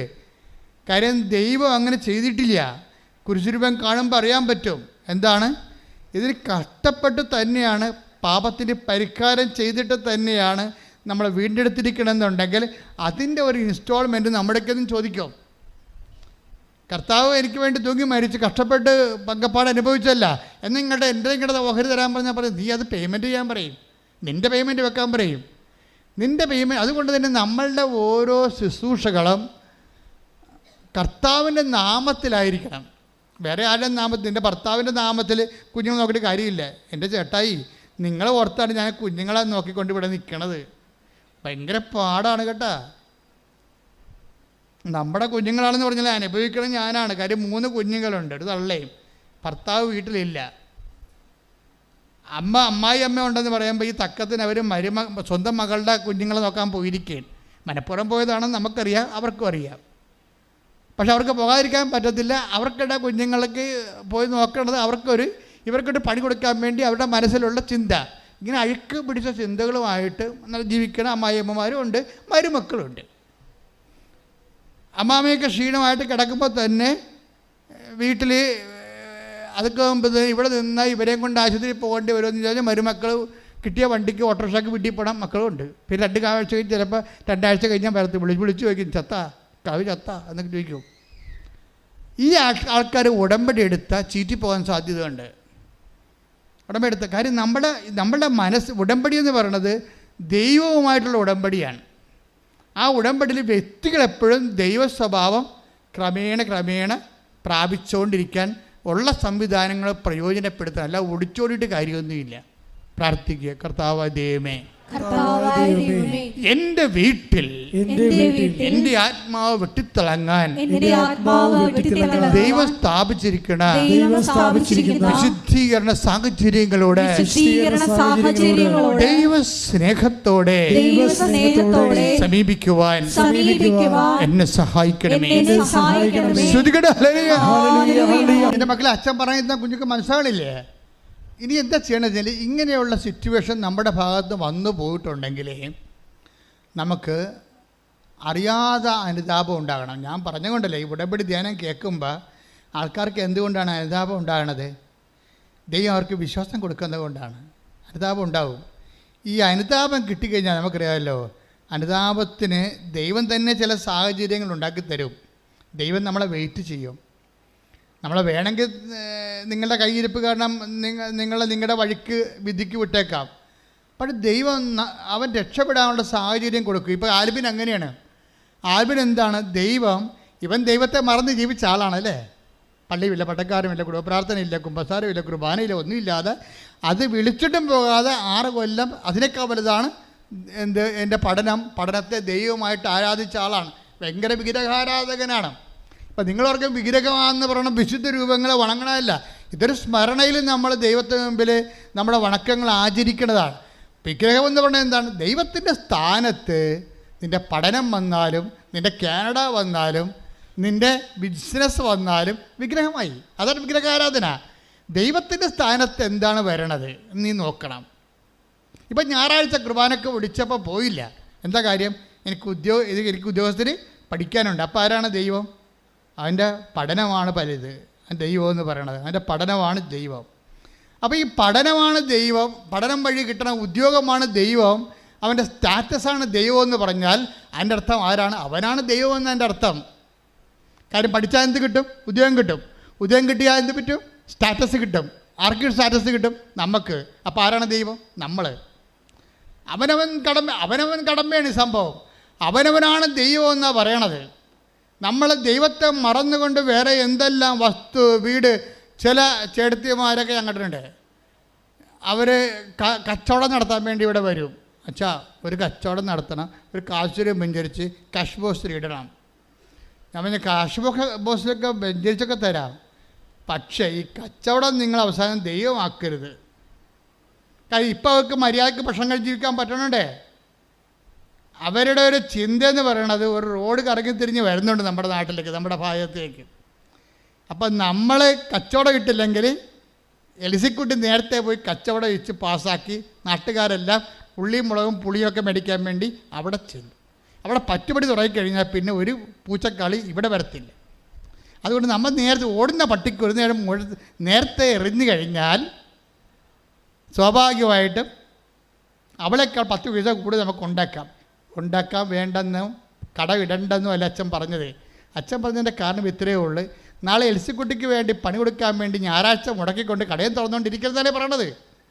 മനസ്സിലായില്ലേ? ഒത്തിരി കടക്കാർ നശിച്ചു പോയതിൻ്റെ കാരണം, ഒത്തിരി പശുക്കൾക്ക് രോഗം വന്ന് ചത്തുപോയതിൻ്റെ കാരണം ഈ പാല് കറക്കാനും കറവെടുക്കാനും കുഞ്ഞുങ്ങളെ തീറ്റാനും കുഞ്ഞുങ്ങളെ കൊണ്ട് കെട്ടാനും വേണ്ടി കൃപാനെ നിങ്ങൾ ഈട് വെച്ച് കൊടുത്തു എന്നാണ് എൻ്റെ അർത്ഥം. അവർ തിരിച്ചു വരാൻ വേണ്ടി നോൻപ് കാലത്ത് കർത്താവ് ആഗ്രഹിക്കുന്നുണ്ട്. തിരിച്ചു വരട്ടെ. ശ്രുതികട്ടെ. ഹല്ലേലൂയ, ഹല്ലേലൂയ, ഹല്ലേലൂയ, ഹല്ലേലൂയ. സാഹചര്യങ്ങളെയും പൂർണ്ണമായി ഉപേക്ഷിച്ചുകൊണ്ട് ഈ അടുക്കിലേക്ക് നോമ്പുകാലത്ത് തിരിച്ചു വരുവാൻ ഈ ആരാധനയിലൂടെ ഞങ്ങൾ അഭിഷേകം ചെയ്യണമേ. ഹല്ലേലൂയ. സ്നേഹരാജാവേ, എന്നെന്നും എന്നുള്ളിൽ വാഴാ ബാബാ, സ്നേഹത്തിൻ പൂനിലാവേ, എന്നുള്ളിൽ വെൺശോഭയേകാ. കടപ്പുറത്ത് ഒത്തിരി കത്തോലിക്കർക്ക് പണി കിട്ടിയിട്ടുണ്ട്. എങ്ങനെയാണെന്നറിയാമോ? ഞാൻ ഈ അടുത്ത ഇടവേള പേരൊന്നും പറയത്തില്ല, അവർ വണ്ടി പിടിച്ചോടെ തന്നെ തല്ലിച്ചും പോകും. അതെന്താ പ്രശ്നമെന്ന് വെച്ചാൽ, ഞാൻ 2ാമത്തെ കുർബാനയാണ് ചെല്ലിയത് ആ പള്ളിയിരിക്കുമ്പോൾ. അപ്പോൾ 2ാമത്തെ കുർബാന ചെല്ലിക്കൊണ്ടിരിക്കുന്ന സമയത്ത് അപ്പോൾ ഒരു 10-11 മണിയാവും പിള്ളേരുടെ കുർബാനയാണ്. അപ്പോൾ ചില ആൾക്കാർ പേരൊക്കെ ആയിരിക്കുമ്പോഴും അയാളുടെ മുഖം വരെ ഉണ്ട്. ഇന്നാളെ മരിച്ചു പോയ കക്ഷി. അപ്പം അയാൾ വന്ന് പള്ളിയുടെ വാതിക്കെ എന്ന് വെച്ച് അകത്ത് നിൽക്കുന്നവരെ ഇങ്ങനെ കാണിക്കും. ഇതിങ്ങനെ എൻ്റെ അർത്ഥം എന്താ അറിയാവാ? ചെമ്മീൻ കടലിൽ വന്നിട്ടുണ്ടെന്നാണ്. അപ്പം തന്നെ ഇവർ മുടും കൊട്ടിക്കൊണ്ട് ഒറ്റ ഓട്ടം ഓടും പള്ളിയുടെ തിരുന്ന പാർട്ടിയെ. ഇപ്പം ആ കാലം മാറി. ഇപ്പം വിശ്വാസത്തിലാണ് ആൾക്കാർ ജീവിക്കണത്. ഞാൻ 10 കൊല്ലം കടലിൽ ജോലി ചെയ്തത് ഈ ഒരു കാര്യം കാരണമാണ്. ജനങ്ങൾ പെരുന്നാളും പടയനെയും കാണിച്ച് പള്ളിയിൽ കൂടുമെങ്കിലും അവരുടെ ജീവിതത്തിൽ ദൈവത്തെ മറന്നവർ ജീവിക്കാം. ഇത് അവർ മാത്രമല്ല, കേരളത്തിൽ പരക്കെ ഉള്ള ഒരു പ്രശ്നമാണത്. ഇപ്പം എന്താ സംഭവിക്കാൻ പോകണം? ആരെങ്കിലും ചിലർ പറയും, അപ്പം ഞാൻ പറഞ്ഞിടാ നിന്നെ ഞായറാഴ്ച കുർബാന കണ്ടില്ല. അപ്പോൾ അവർ പറയും, അച്ഛാ അരേമാർക്ക് ഭയങ്കര കോരാരെന്ന് പറയും. അരേമാരുന്ന് അരേ സമുദായത്തിൽപ്പെട്ട സംഘം, അവർക്ക് ഞായറാഴ്ച ഇല്ലല്ലോ. അപ്പോൾ അവർ കോരി മീനും കൊണ്ട് വരുമ്പോൾ അവർക്ക് നല്ല വില കിട്ടും. അപ്പോൾ ഇവനത് കണ്ടിട്ട് അടുത്ത ഞായറാഴ്ച ഇവനും തള്ളിപ്പോകും കുർബാനക്ക് കൂടാതെ. അപ്പോൾ ഈ പ്രലോഭനം എന്ന വഴികൾ കണ്ടില്ലേ? അപ്പോൾ ഏതെങ്കിലും ഞായറാഴ്ച ആചരിക്കാൻ ബാധ്യസ്ഥമില്ലാത്ത ആൾക്കാർ അവർ കാണിക്കുന്ന കാട്ടായങ്ങളുടെ കൂടെ നമ്മൾ ദൈവത്തെ മറന്നുകൊണ്ട് അതേ ചായ്വിൽ തന്നെ ഞായറാഴ്ച ആചരിക്കാൻ ബാധ്യതയുള്ള നമ്മളും കൂടി ചെല്ലുമ്പോഴേ ഇങ്ങനെ കുറച്ച് ജീവൻ പോയി നമ്മളിപ്പോൾ ആൽബിനെപ്പോലെയാവും, മുറി അടച്ചിട്ട് സൈക്കോളജിസ്റ്റിനെ കാണേണ്ട അവസ്ഥയാവും. അങ്ങനെയാണ് ആൾക്കാർ ദൈവിക ജീവൻ എന്നാണ് പറയണത്. അത് നഷ്ടപ്പെടുത്തുന്നത് ഇങ്ങനെയാണ്. ദൈവത്തിൻ്റെ വചനങ്ങൾ അറിഞ്ഞിട്ടും ചെയ്യാതെ അങ്ങനെ ഒരു വചനമുണ്ട്. Take the word of God. സ്തുതിക്കട്ടെ. ഹല്ലേലൂയ ഹല്ലേലൂയ ഹല്ലേലൂയ. യേശുവേ നന്ദി. ഹല്ലേലൂയ. 78-ാം സങ്കീർത്തനം 10-ാം തിരുവചനം. സങ്കീർത്തനം 78:10. അവർ ദൈവത്തിന്റെ ഉടമ്പടിയെ ആദരിച്ചില്ല. പ്രൈസ് ദി ലോർഡ് എന്ന് പറഞ്ഞ അവർ ദൈവത്തിന്റെ ഉടമ്പടിയെ ആദരിച്ചില്ല. പ്രശ്നം ഇവിടെ ഉടമ്പടി എടുത്താലും ചില ആൾക്കാർ എന്ത് ചെയ്യും? ഞാനിവിടെ ഇന്നലെയൊക്കെയാണ് 990 ഉടമ്പടിയൊക്കെ നടന്നത്. ഇന്നലെ 900 ഉടമ്പടി നടന്നു ഇന്നലെ. അപ്പോൾ ഇതെല്ലാം ഞാനിവിടെ കാണുന്നുണ്ട്. ആൾക്കാരിങ്ങനെ ഉത്സവത്തിന് വന്ന പോലെ വെട്ടിയാർത്ത് കയറി ഉടമ്പടിയൊക്കെ ചെയ്തുകൊണ്ട് പോകുന്നുണ്ട്. അപ്പോൾ ഞാനൊരു ദൈവമേ, അതായത് ചിലർ മാത്രം അതിൻ്റെ അകത്ത് പ്രാർത്ഥിച്ച് അവർ ചെയ്യുന്ന കാര്യങ്ങളെക്കുറിച്ച് വളരെ ആലോചന ചെയ്ത് ദൈവത്തോടൊരു ബൈലാറ്ററൽ എഗ്രിമെൻ്റ് ആണെന്നുള്ള ബോധ്യത്തിൽ നിശബ്ദതയിൽ ആന്തരിക ആധ്യാത്മിക ചൈതന്യത്തോടുകൂടി ചെയ്യും. ചിലർ അങ്ങനെ ഈ ഒന്നിൻ്റെ കൂടെ ഇങ്ങനെ പോരുമല്ലോ.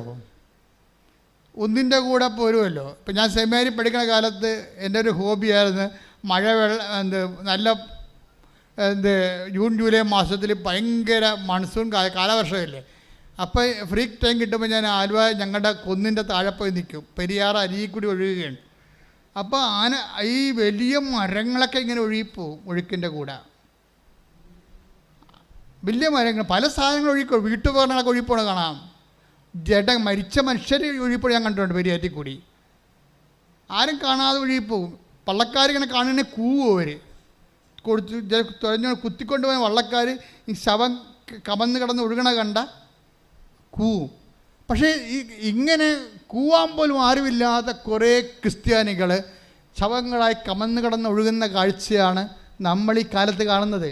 എന്താ കാണുന്നതെന്ന് വെച്ച് കഴിഞ്ഞാൽ, ആരെങ്കിലും എന്തെങ്കിലും തിന്മകൾ ചെയ്താൽ ആ തിന്മകളെ അനുകരിച്ചുകൊണ്ട് അവരുടെ ഒഴുക്കിനൊത്ത് അങ്ങ് ഒഴുകിപ്പോകും. ഇപ്പം മറ്റുള്ളവർ ഞായറാഴ്ച ആചരിക്കണില്ല, അപ്പം ഞാനും അതുപോലെ തന്നെ ഞായറാഴ്ച ആചരിക്കാതെ ഞാനും അങ്ങനെ ജീവിച്ച് കഴിയുമ്പോൾ എന്ത് പറ്റും? ദൈവിക ജീവൻ കുറഞ്ഞ് അവസാനം ആൽബിനെ പോലെ മുറിയടച്ചിട്ട് 6 കൊല്ലമല്ലേ ദൈവത്തെ മറന്ന് ജീവിച്ചത്. പക്ഷേ അമ്മയാണ് ഒരു പിടിവള്ളി എന്ന് പറയുന്നത്. പണ്ട് അമ്മയുമായിട്ട് അവന് ഒരു റിലേഷൻ ഉണ്ടായി. അമ്മ അത് മറന്നിട്ടില്ല. ഇത് വല്ലാത്തൊരു സംഭവമായിപ്പോയി. ഞാൻ ആ സാക്ഷി എടുക്കാൻ കാര്യം അതാണ്. ആ ഒറ്റ അക്കൗണ്ടിൽ മാത്രം, പഴയ ഒരു സേവിങ് അക്കൗണ്ടിൽ കുറച്ച് തുക കിടപ്പുണ്ട് അമ്മയുടെ പേരിൽ. അമ്മ അത് സൂക്ഷിച്ചിട്ട് ഇവൻ മരിക്കാൻ അനുവദിക്കാതെ ഇവനെ രക്ഷിക്കാൻ പോയി ഇനി. അതാണ് അമ്മയെന്ന് പറയണത്. ചില പിതാക്കന്മാർ ഞങ്ങളുടെ പിതാവിനെ വിളിച്ച് ചോദിക്കും, what is happening in Kripasanam? They promoting Mary as a God, isn't it? You are not seeing it എന്നൊക്കെ ചോദിക്കും. എന്ന് വെച്ച് കഴിഞ്ഞാൽ ഇവിടെ മാതാവിനെ ദൈവമായിട്ട് ആരാധിക്കണമെന്ന് ആരാണ്ടൊക്കെ ചെന്ന് പറഞ്ഞിട്ട് വിളിച്ച് ചോദിച്ചുകൊണ്ടിരിക്കുകയാണ്. മാതാവിന് ദൈവമായിട്ട് അറിയാം. ദൈവത്തെങ്കിലേക്ക് ഒരു വഴിയായിട്ട്, ഒരു വിളക്കായിട്ട് അമ്മ മാതാവിനെ കണ്ണ് കാണാത്തവന്, മുമ്പിൽ വഴിയില്ലാത്തവന്, ഇരുട്ട് മാത്രം അവകാശമായവന് കൊളുത്തി കൊടുത്തിട്ട് കൂടെ നടക്കുന്ന പരിപാടിയാണ് ഉടമ്പടി. ശ്രുതിക്കട്ടെ. ഹല്ലേലൂയ ഹല്ലേലൂയ ഹല്ലേലൂയ ഹല്ലേലൂയ. ദൈവപിതാവിലേക്ക് ഞങ്ങളെ അടുപ്പിക്കുന്ന ശരീര ഉടമ്പടി എന്ന വലിയ പ്രാർത്ഥനയ്ക്ക് നന്ദി പറയുന്നു. ഹല്ലേലൂയ ഹല്ലേലൂയ. യേശുവേ നന്ദി, യേശുവേ ആരാധന.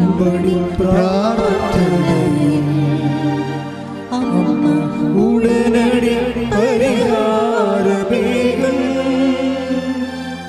ഉടമ്പടി പ്രാർത്ഥനയിൽ അമ്മ ഉടനടി പരിഹാരമേകും. അവൻ പറയുന്നതും ചെയ്തിടും. ജീവിതം ധന്യമായി തീർന്നിടും. പരിശുദ്ധ പരമദിവ്യകാരുണ്യത്തിന് എന്നേരവും ആരാധനയും സ്തുതിയും പുകഴ്ചയും ഉണ്ടായിരിക്കട്ടെ. അപ്പം അങ്ങനെ ആൽബിൻ 1-2 പ്രാവശ്യം കൃപാസനത്തിൽ വന്ന് ഉടമ്പടി എടുക്കാൻ പറ്റത്തില്ലെന്ന് പുള്ളിക്ക് അറിയാം. ഇത്തിരി കട്ടിയുള്ള പരിപാടിയാണെന്ന് പുള്ളി പരിചയമില്ലല്ലോ. അപ്പോൾ ഇത്തിരി കട്ടിയുള്ള പരിപാടിയാണെങ്കിലും ഉടമ്പടി എടുക്കാൻ അല്ലെങ്കിലും ഇവിടെ വന്നപ്പോൾ ഒരു സംഭവം ഉണ്ടായി. അത് ഞാൻ മുമ്പ് പറഞ്ഞിട്ടില്ലേ, ഇതിൻ്റെ പിന്നിലെല്ലാം അമ്മയുടെ ഒരു ആദ്യം ദൈവം നമ്മളെ അനുഗമിക്കണം ചെയ്യണമെന്ന് ഞാൻ പറഞ്ഞില്ലേ, അതാണ് ശരിയാണ്. പിന്നെ നമ്മൾ ദൈവത്തെ അനുഗമിക്കും. ആദ്യകാലങ്ങളെല്ലാം ഇപ്പം അമ്മ ഇവിടെ വന്നു കഴിഞ്ഞപ്പോൾ മാതാവിനെ കാണാൻ വേണ്ടി ഇവനോട് അടുത്ത് വരാൻ പറഞ്ഞ്. ആരും പറഞ്ഞില്ല, അവൻ്റെ മനസ്സിലും തന്നെ അവൻ്റെ അന്തരംഗം എനിക്ക് അമ്മയെ അടുത്ത് പോയി കാണണം, അമ്മയെ അടുത്ത് പോയി കാണണമെന്ന് മനസ്സിൽ തോന്നുകയും ഒരു തണുത്ത കാറ്റും സുഗന്ധവും അടിച്ചപ്പോൾ വീണ്ടും അന്തരംഗം പറഞ്ഞു, നീ അടുത്ത് വരരുത്, നീ പോയി കുമ്പസാരിച്ചിട്ട് വരാൻ പറയും. അവൻ തിരിച്ചു പോകും. അതെല്ലാം അമ്മ ഇവനെ നയിക്കുന്ന വഴികളാണ്. നീ അടുത്ത് വരരുത്, അടുത്ത് വരാൻ പറഞ്ഞാൽ ഞാൻ തന്നെയാണ്, പക്ഷെ അടുത്ത് വരണതിന് മുമ്പ് എന്താണ്, വർഷങ്ങളായി നീ അവിശുദ്ധിയിലാണ് ജീവിക്കണത്. അവൻ്റെ അവിശുദ്ധിയൊന്നുമില്ല, അവൻ ആരെയും കൊല്ലാൻ പോയില്ല, അവൻ്റെ ആത്മാവിന് അവൻ തന്നെ കൊന്ന കേസാണ്. നമ്മൾ പറഞ്ഞില്ല ഞാൻ ആരെയും കൊന്നിട്ടില്ലെന്ന്. ഞാൻ എൻ്റെ ഒരു ബന്ധുവിനെ അവസാന നിമിഷങ്ങൾ കാണാൻ പറ്റുന്നപ്പോഴും പറഞ്ഞതാണ് ഞാൻ ആരെയും കൊന്നിട്ടില്ലെന്ന് പറഞ്ഞു. ശരിയാണ്, എല്ലാവരും അങ്ങനെ പറയും. പക്ഷെ നമ്മളെ തന്നെ കൊന്നിട്ടുണ്ട്, നമ്മളിലുള്ള ദൈവിക ജീവനെ കൊന്നിട്ടുണ്ട്. അതുകൊണ്ടാണ് ആദ്യം നമ്മൾ കൊന്നത് നമ്മുടെ വിശ്വാസത്തെയാണ്. നീ ഇന്നും അനുതാപമില്ലാതെ തന്നെയാണ് നിനക്കങ്ങനെ ഒരു മാനസിക അവസ്ഥ ഉണ്ടെങ്കിൽ നീ കൊന്നിരിക്കുന്നത് നിൻ്റെ വിശ്വാസത്തെയാണ്. എന്താ കാര്യം? വിശ്വാസവും അനുതാപവും ഏതാണ്ട് ഒരേ വാക്കുകൾ തന്നെയാണ്. അനുതാപം ഇല്ലെങ്കിൽ അതിൻ്റെ അർത്ഥം എന്താണ്? വിശ്വാസമില്ലെന്നാണ്. അനുതാപം ഉണ്ടെങ്കിൽ അതിൻ്റെ അർത്ഥം എന്താണ്? വിശ്വാസം ഉണ്ടെന്നാണ്. കർത്താവിൻ്റെ പ്രവർത്തനങ്ങൾ തുടങ്ങേണ്ടത് അങ്ങനെയാണ്. ഈശോ ആദ്യമായിട്ടും ഭൂമിയിൽ തൻ്റെ പ്രവർത്തനങ്ങൾ തുടങ്ങുന്നത് ഈ പ്രെമിസിൽ വെച്ചാണ്. എന്താണ്? അനുതപിക്കുക. പറഞ്ഞേ, സുവിശേഷത്തിലെ വിശ്വസിക്കുക. മർക്കോസ് 1:15 എടുത്ത് ശ്രദ്ധിക്കട്ടെ. ഹല്ലേലൂയ ഹല്ലേലൂയ ഹല്ലേലൂയ യേശുവേ നന്ദി. ഹല്ലേലൂയ ഹല്ലേലൂയ ഹല്ലേലൂയ ഹല്ലേലൂയ ഹല്ലേലൂയ ഹല്ലേലൂയ. മർക്കോസ് 1:15. അവൻ പറഞ്ഞു, സമയം പൂർത്തിയായി, ദൈവരാജ്യം സമീപിച്ചിരിക്കുന്നു, അനുതപിച്ച് സുവിശേഷത്തിൽ വിശ്വസിക്കുവിൻ. 14 വായിച്ചേ. മർക്കോസ് 1:14. യോഹന്നാൻ ബന്ധനസ്ഥനായപ്പോൾ യേശു ദൈവത്തിന്റെ സുവിശേഷം പ്രസംഗിച്ചുകൊണ്ട് ഗലീലയിലേക്ക് വന്നു. അപ്പൊ യേശു രംഗപ്രവേശനം ചെയ്യുന്നതിന്റെ സൂചനയാണ് അനുതാപം. നിന്റെ ജീവിതത്തിലെ യേശു പ്രവർത്തനം ആരംഭിക്കാൻ പോകുന്നത് എങ്ങനെ മനസ്സിലാക്കാൻ പറ്റും? ദൈവപൈതലെ, അനുതാപം ഉണ്ടെങ്കിൽ അതോടുകൂടി നിങ്ങൾക്ക് മനസ്സിലാക്കാം എനിക്ക് വിശ്വാസം വന്നു കഴിഞ്ഞുവെന്ന്. സുവിശേഷത്തിൽ യേശു പ്രവർത്തനം ആരംഭിക്കുന്നത് മർക്കോസ് 1:14 വെച്ചുകൊണ്ടാണ്. അവൻ ഗലീലയിലേക്ക് വന്നു. എന്താ പറഞ്ഞത്? അനുതപിക്കുക, സുവിശേഷത്തിൽ വിശ്വസിക്കുക. അപ്പോഴും വിശ്വാസവും അനുതാപവും ഒരേ വാക്കാണ്. നിന്നിൽ വിശ്വാസം ജനിക്കാൻ വേണ്ടി ദൈവം ചിലപ്പോൾ കുറച്ചത് കാത്തിരിക്കും. വരട്ടെ എവിടം വരെ പോകുമെന്ന് നോക്കട്ടെ. ആദ്യത്തെ പരീക്ഷയ്ക്ക് തോറ്റു, രണ്ടാമത്തെ സെൻട്രൽ ഗവൺമെൻറ് പരീക്ഷയ്ക്ക് തോറ്റു. അപ്പോഴും നിന്നെ തോക്കാൻ ദൈവം അനുവദിക്കും. എന്താ കാര്യം? നീ നിന്നിൽ തന്നെ ആശ്രയിച്ചിരിക്കുകയല്ലേ. നിന്നെ ആശ്രയിക്കുന്ന വിധത്തിൽ വെച്ച് ദൈവം തോക്കാൻ അനുവദിക്കും നിന്നെ. കാര്യം എന്താണ്? നീ തന്നെയാണല്ലോ നിൻ്റെ ശോക്കുകൾ തോണ്ടിക്കൊണ്ടിരിക്കണത്. അപ്പം നിനക്ക് അനുതാപം ഉണ്ടാകാൻ വേണ്ടിയാണ് തകർച്ച ദൈവം അനുവദിക്കണത്. അത് ദൈവത്തിൻ്റെ കരുണയുടെ ഭാഗമായിട്ടും വരാം. 2:4 റോമ 2:4 എടുത്തേ. ശ്രദ്ധിക്കട്ടെ. ഹല്ലേലൂയ ഹല്ലേലൂയ ഹല്ലേലൂയ. റോമ 2:4. റോമ 2:4. അവിടുത്തെ നിസ്സീമമായ കരുണയും സഹിഷ്ണുതയും ക്ഷമയും നീ നിസ്സാരമാക്കുകയാണോ ചെയ്യുന്നത്?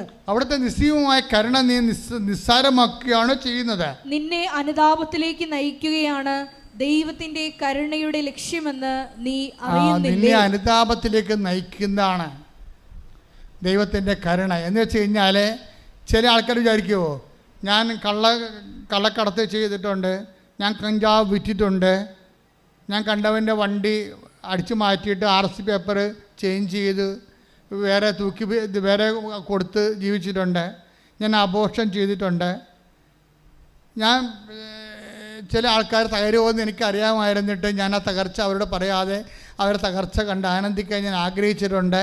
ഇങ്ങനെയൊക്കെ പറയുമ്പോൾ ഇങ്ങനെയൊക്കെ നിനക്ക് പറയാം.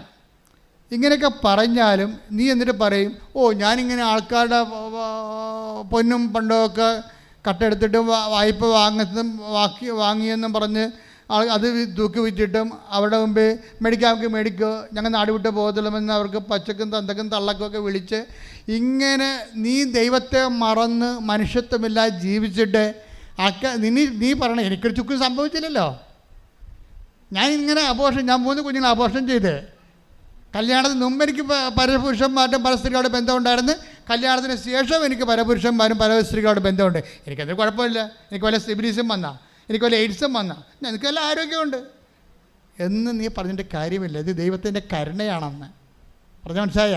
നീ ആരോഗ്യത്തെ ഇത്രയും പാപകരമായ ജീവിതത്തിലൂടെ പോയിട്ടും ഇത്രയും കള്ളക്കടവും തോന്നിവാസവും വഞ്ചനയും എല്ലാം നീ കാണിച്ചിട്ടും ഇപ്പോഴും നീ ആരോഗ്യമായിട്ട് നിലനിൽക്കണം. എന്താണ് കാരണം? റോമ 2:4 വായിച്ച്. നിന്നെ അനുതാപത്തിലേക്ക് നയിക്കുകയാണ് ദൈവത്തിന്റെ കരുണയുടെ ലക്ഷ്യമെന്ന് നീ അറിയുന്നില്ലേ? അതാണ്. എന്താ ഒന്ന് പറഞ്ഞേ? നിന്നെ അനുതാപത്തിലേക്ക് നയിക്കുകയാണ് ദൈവത്തിന്റെ കരുണയുടെ ഉദ്ദേശം. അപ്പൊ ഇത്രയും നാളെ നീ അബദ്ധങ്ങളെല്ലാം കാണിച്ചിട്ടും നിനക്ക് കുഴപ്പമൊന്നുമില്ല. പിന്നെ ദൈവം ഇങ്ങോട്ട് പോകുന്ന നിന്റെ മൂക്കി കയറ്റി കളയും, പോയി പണി നോക്കടാ, പോയി തൂങ്ങണം എന്നൊക്കെ പറഞ്ഞുകൊണ്ട് നന്മയിലേക്ക് പോകുന്ന നമ്മളെയും തിന്മയിലേക്ക് കൊണ്ടുവരുവരെ. സാത്താൻ അങ്ങനെ വളരെ തന്ത്രപരമായിട്ട് നമ്മൾ അകപ്പെടുത്താനുള്ള എല്ലാ മാർഗങ്ങളും അവൻ ഉപയോഗിക്കും. അപ്പം അങ്ങനെ ഉപയോഗിക്കുമ്പോഴും അവൻ നിത്യതയെക്കുറിച്ചുള്ള കൺസെപ്റ്റ് തന്നെ മറച്ച് കളയും. അങ്ങനെ മറച്ച് കളയുമ്പോഴും നമുക്ക് വല്ല കുഴപ്പമുണ്ടോ? എടാ, ഇതൊക്കെ ഒന്നും ഞാൻ ചെയ്യുന്നത്, ഞാൻ പള്ളിയിൽ പോയില്ല, എനിക്ക് വല്ല കുഴപ്പമുണ്ടോ? ഞാൻ കുമ്പസാരിക്കില്ല, എനിക്ക് വല്ല കുഴപ്പമുണ്ടോ? അപ്പോൾ എനിക്ക് വല്ല കുഴപ്പമുണ്ടോ, എനിക്ക് വേണ്ട കുഴപ്പമുണ്ടെന്നാണ് നമ്മളോട് ചോദിക്കണത്. പക്ഷേ എന്താണ് കുഴപ്പം? ദൈവത്തിൻ്റെ കരുണ മനസ്സിലാക്കാൻ കഴിയാത്തതാണ്. നീ ഇങ്ങനെ ഇത്രയും ആധ്യാത്മികമായി അതപ്പതിച്ചിട്ടും കുഴപ്പമില്ലാതെ നിൽക്കുന്നതിൻ്റെ കാരണം എന്താണ്? ദൈവത്തിൻ്റെ കരുണയാണ്. അതിൻ്റെ ഉദ്ദേശം എന്താണ്? നിന്നെ ഇന്നല്ലെങ്കിൽ നാളെ അനുതാപത്തിലേക്ക് നയിക്കാൻ കഴിയുമെന്നുള്ള ദൈവത്തിൻ്റെ പ്രത്യാശയാണ്. അതാണ് അച്ഛൻ കഴിഞ്ഞ ആഴ്ചയിലൊക്കെ പറഞ്ഞ കാത്തിരിപ്പെന്ന് പറയുന്നത്. ദൈവത്തിന് നമ്മളെക്കുറിച്ച് അവസാനം വരെ പ്രത്യാശയാണ്, അവസാനം വരെ. അപ്പോൾ ദൈവത്തിൻ്റെ ആ പ്രത്യാശയുടെ അവസാനം വരെ നമ്മൾ ചെല്ലാതെ നേരത്തെ നമ്മൾ അനുതാപപ്പെടുന്നതാണ് നമുക്കെപ്പോഴും നല്ലത്. അതുകൊണ്ടാണ് ഭജനം പറയണത്, യുവാവേ, നിൻ്റെ യൗവനത്തിൽ തന്നെ നീ ദൈവത്തെ അറിയുക, വയസ്സാകും പ്രായവും ആകാൻ വേണ്ടി നീ കാത്തിരിക്കരുത്. ശ്രദ്ധിക്കട്ടെ. ഹല്ലേലൂയ. ഒന്നിലും സന്തോഷം തോന്നുന്നില്ല എന്ന് നീ പറയുന്ന എന്ന് പറഞ്ഞ ഒന്നിലും സന്തോഷം തോന്നുന്നില്ല എന്ന് നീ പറയുന്ന ദുർദിനങ്ങളും വർഷങ്ങളും ആഗമിക്കും മുമ്പേ യൗവനകാലത്ത് സൃഷ്ടാവിനെ സ്മരിക്കുക. ഒന്നിലും സന്തോഷം തോന്നുന്നില്ല എന്ന് പറയുന്ന ഒരു കാലമുണ്ട്. ഐസ്ക്രീമിന് അലുവായിലും ഒന്നും സന്തോഷം തോന്നാത്തൊരു കാലം വരും. ഇപ്പം തന്നെ വന്നു തുടങ്ങിയെന്ന് തോന്നണല്ലേ? ഐസ്ക്രീം അലുവയല്ല, ദൈവ അനുഭവം ഉണ്ടായാൽ പോലും സന്തോഷം വരത്തില്ല. അതാ സംഭവം. ആത്മാവിൻ്റെ വാർദ്ധക്യമാണിത്.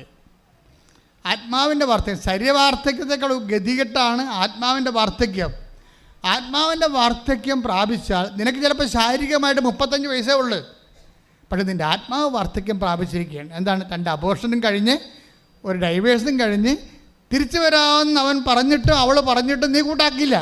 എന്താ കാര്യം? അവൻ തിരിച്ചു വന്ന സ്റ്റെപ്പിനെയോ ഔട്ട് പോസ്റ്റോ നിനക്കുണ്ടെങ്കിൽ ആ കമ്പനി അടിക്കാൻ പറ്റത്തില്ല. അതുകൊണ്ട് നിനക്ക് ജോലിക്ക് മാത്രം ഉടമ്പടിക്ക് എഴുതിയിരിക്കുകയാണ്. ഭർത്താവ് തിരിച്ചു വരാൻ ഉദ്ദേശിക്കുന്നുണ്ട്, അവൻ വരണ്ട. അവൻ വരണമെന്ന് വെച്ചാൽ ഇപ്പോഴുള്ള ബന്ധങ്ങളൊക്കെ പോകും. അതാണ് പ്രശ്നം. ഉടമ്പടി ചെയ്തിരിക്കണത് നിങ്ങൾ തന്നെയാണ് കുലച്ചോറുണ്ടാക്കിയിരിക്കണേ. ഇതൊന്നും ഈ ഇങ്ങനെ കണ്ണടത്തൊന്നും ഇരുട്ടാക്കി അങ്ങനെ പെട്ടെന്ന് ഇരുട്ടാകത്തില്ല. മരമറിയാതെ കൊടിയിട്ടിട്ട് കാര്യമില്ല.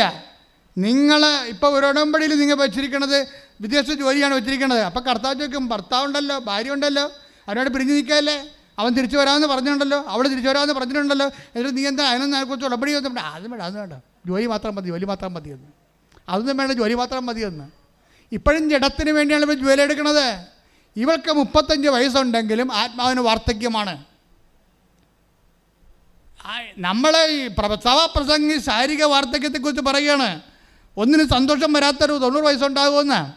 90 വയസ്സ് 35 വയസ്സുള്ളപ്പോഴും ആത്മാവിന് 90 വയസ്സുണ്ടാകുന്ന ഒരു പ്രതിഭാസം ഇവിടെ നിലനിൽക്കുന്നുണ്ട്.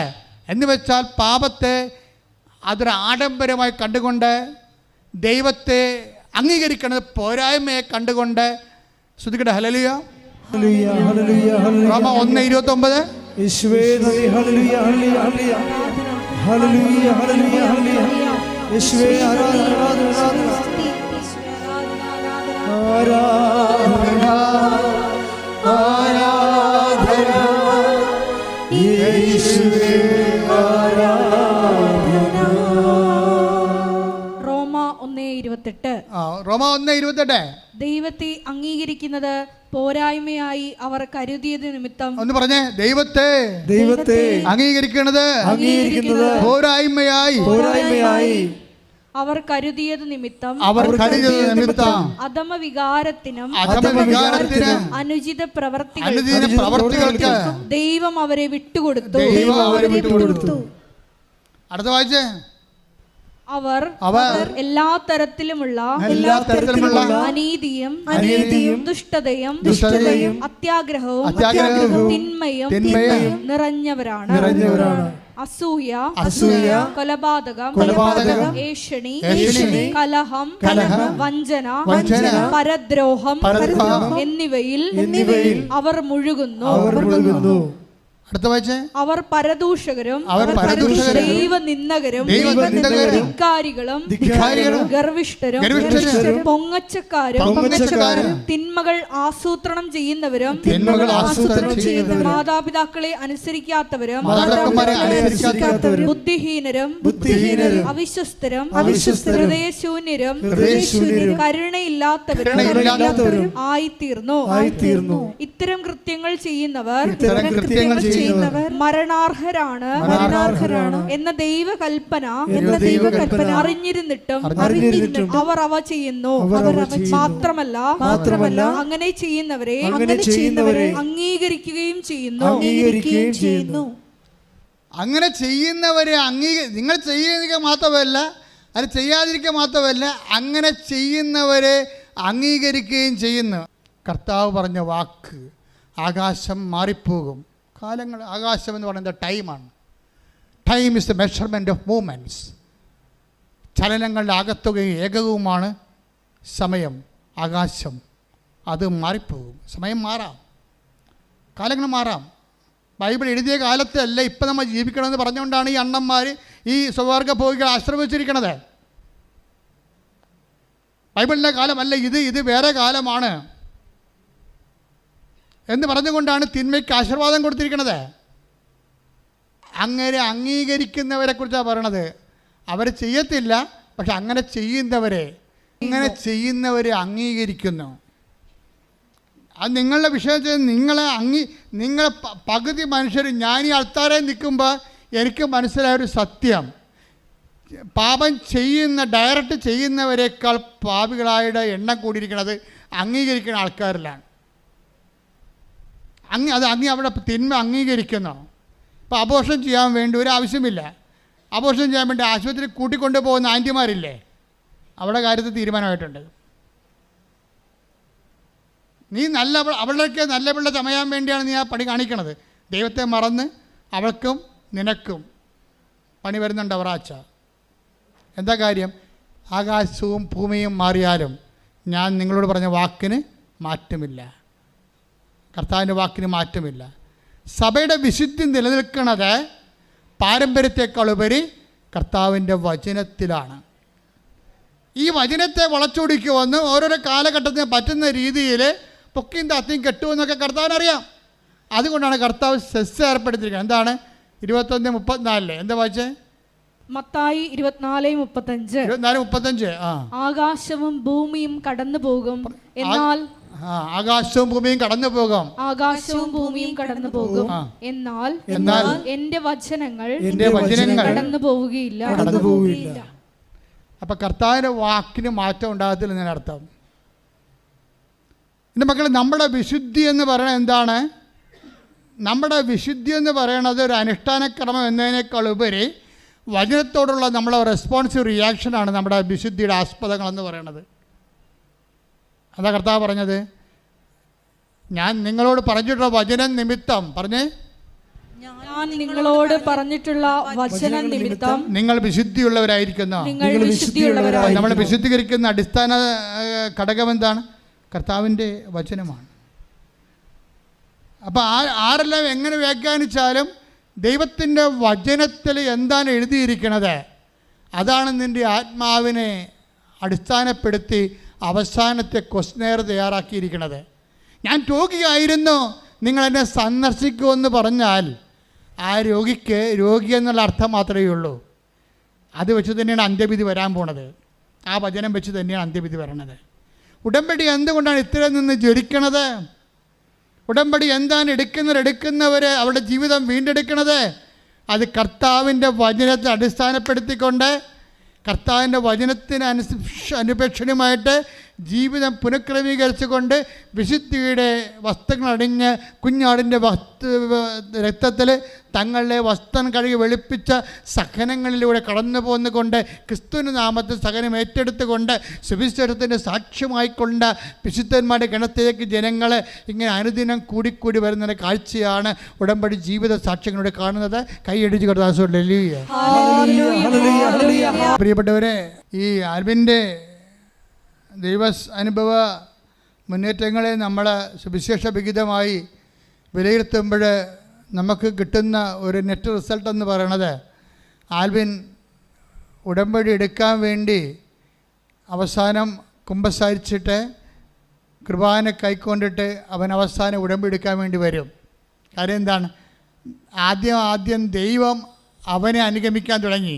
ഇപ്പോഴെന്നാ പറ്റിയിരിക്കണത്? ദൈവത്തെ അവൻ അനുഗമിക്കാൻ തുടങ്ങി. മതി കണ്ട, കാലാവസ്ഥ മതി കണ്ട. അങ്ങനെ വന്നപ്പോൾ അവൻ ഉടമ്പടി എടുത്തു. ഉടമ്പടി എടുത്തപ്പോൾ അവന് ഇപ്പോൾ ഒരു ജോലി അവന് സെൻട്രൽ ഗവൺമെൻറ് ഉണ്ട്, ഷിഫ്റ്റ് സമ്പ്രദായമാണ്. അപ്പോൾ അവൻ ഉടമ്പടി എടുത്ത് കഴിഞ്ഞപ്പോൾ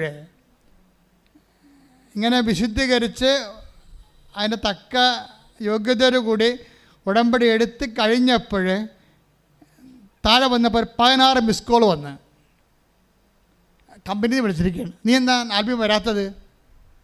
അപ്പോൾ അവൻ പറഞ്ഞു എനിക്ക് നൈറ്റ് ഷിഫ്റ്റ് ആണെന്ന് പറഞ്ഞേ. അല്ലടാ, ഇന്ന് നൈറ്റ് ഷിഫ്റ്റ് ഇല്ല എന്ന് പറഞ്ഞ്. ഇന്ന് നൈറ്റ് ഷിഫ്റ്റ് ഇല്ല, നിൻ്റെ ഷിഫ്റ്റാണ് ഇപ്പോൾ നടന്നുകൊണ്ടിരിക്കണത്. അപ്പോഴവൻ പറഞ്ഞു, എൻ്റെ അമ്മേ, ഇന്ന് നൈറ്റ് ഷിഫ്റ്റ് ഇല്ലെന്ന് എന്നോട് പറഞ്ഞില്ലല്ലോ. അവരാരും പറഞ്ഞില്ല. ഇന്ന് നൈറ്റ് ഷിഫ്റ്റ് ഇല്ല എന്ന് അവർ പലരോടും പറഞ്ഞാണ് ആൽബിനോട് പറയാൻ വേണ്ടി. ആൽബിനോട് ആരും പറഞ്ഞില്ല ഇന്ന് നൈറ്റ് ഷിഫ്റ്റ് ഇല്ലെന്ന്. അത് മറച്ചു വെച്ചു. ഇന്ന് നൈറ്റ് ഷിഫ്റ്റ് ഇല്ല എന്ന് ഞാൻ അറിഞ്ഞിരുന്നെങ്കിൽ ഞാനിന്ന് ഉടമ്പടി എടുക്കാൻ വരത്തില്ല. അപ്പോഴമ്മയാണ് മറച്ചു വെച്ചത്. ഞാൻ ഉടമ്പടി എടുക്കാനെന്ന്. ശ്രുതികട ഹല്ലേലൂയ.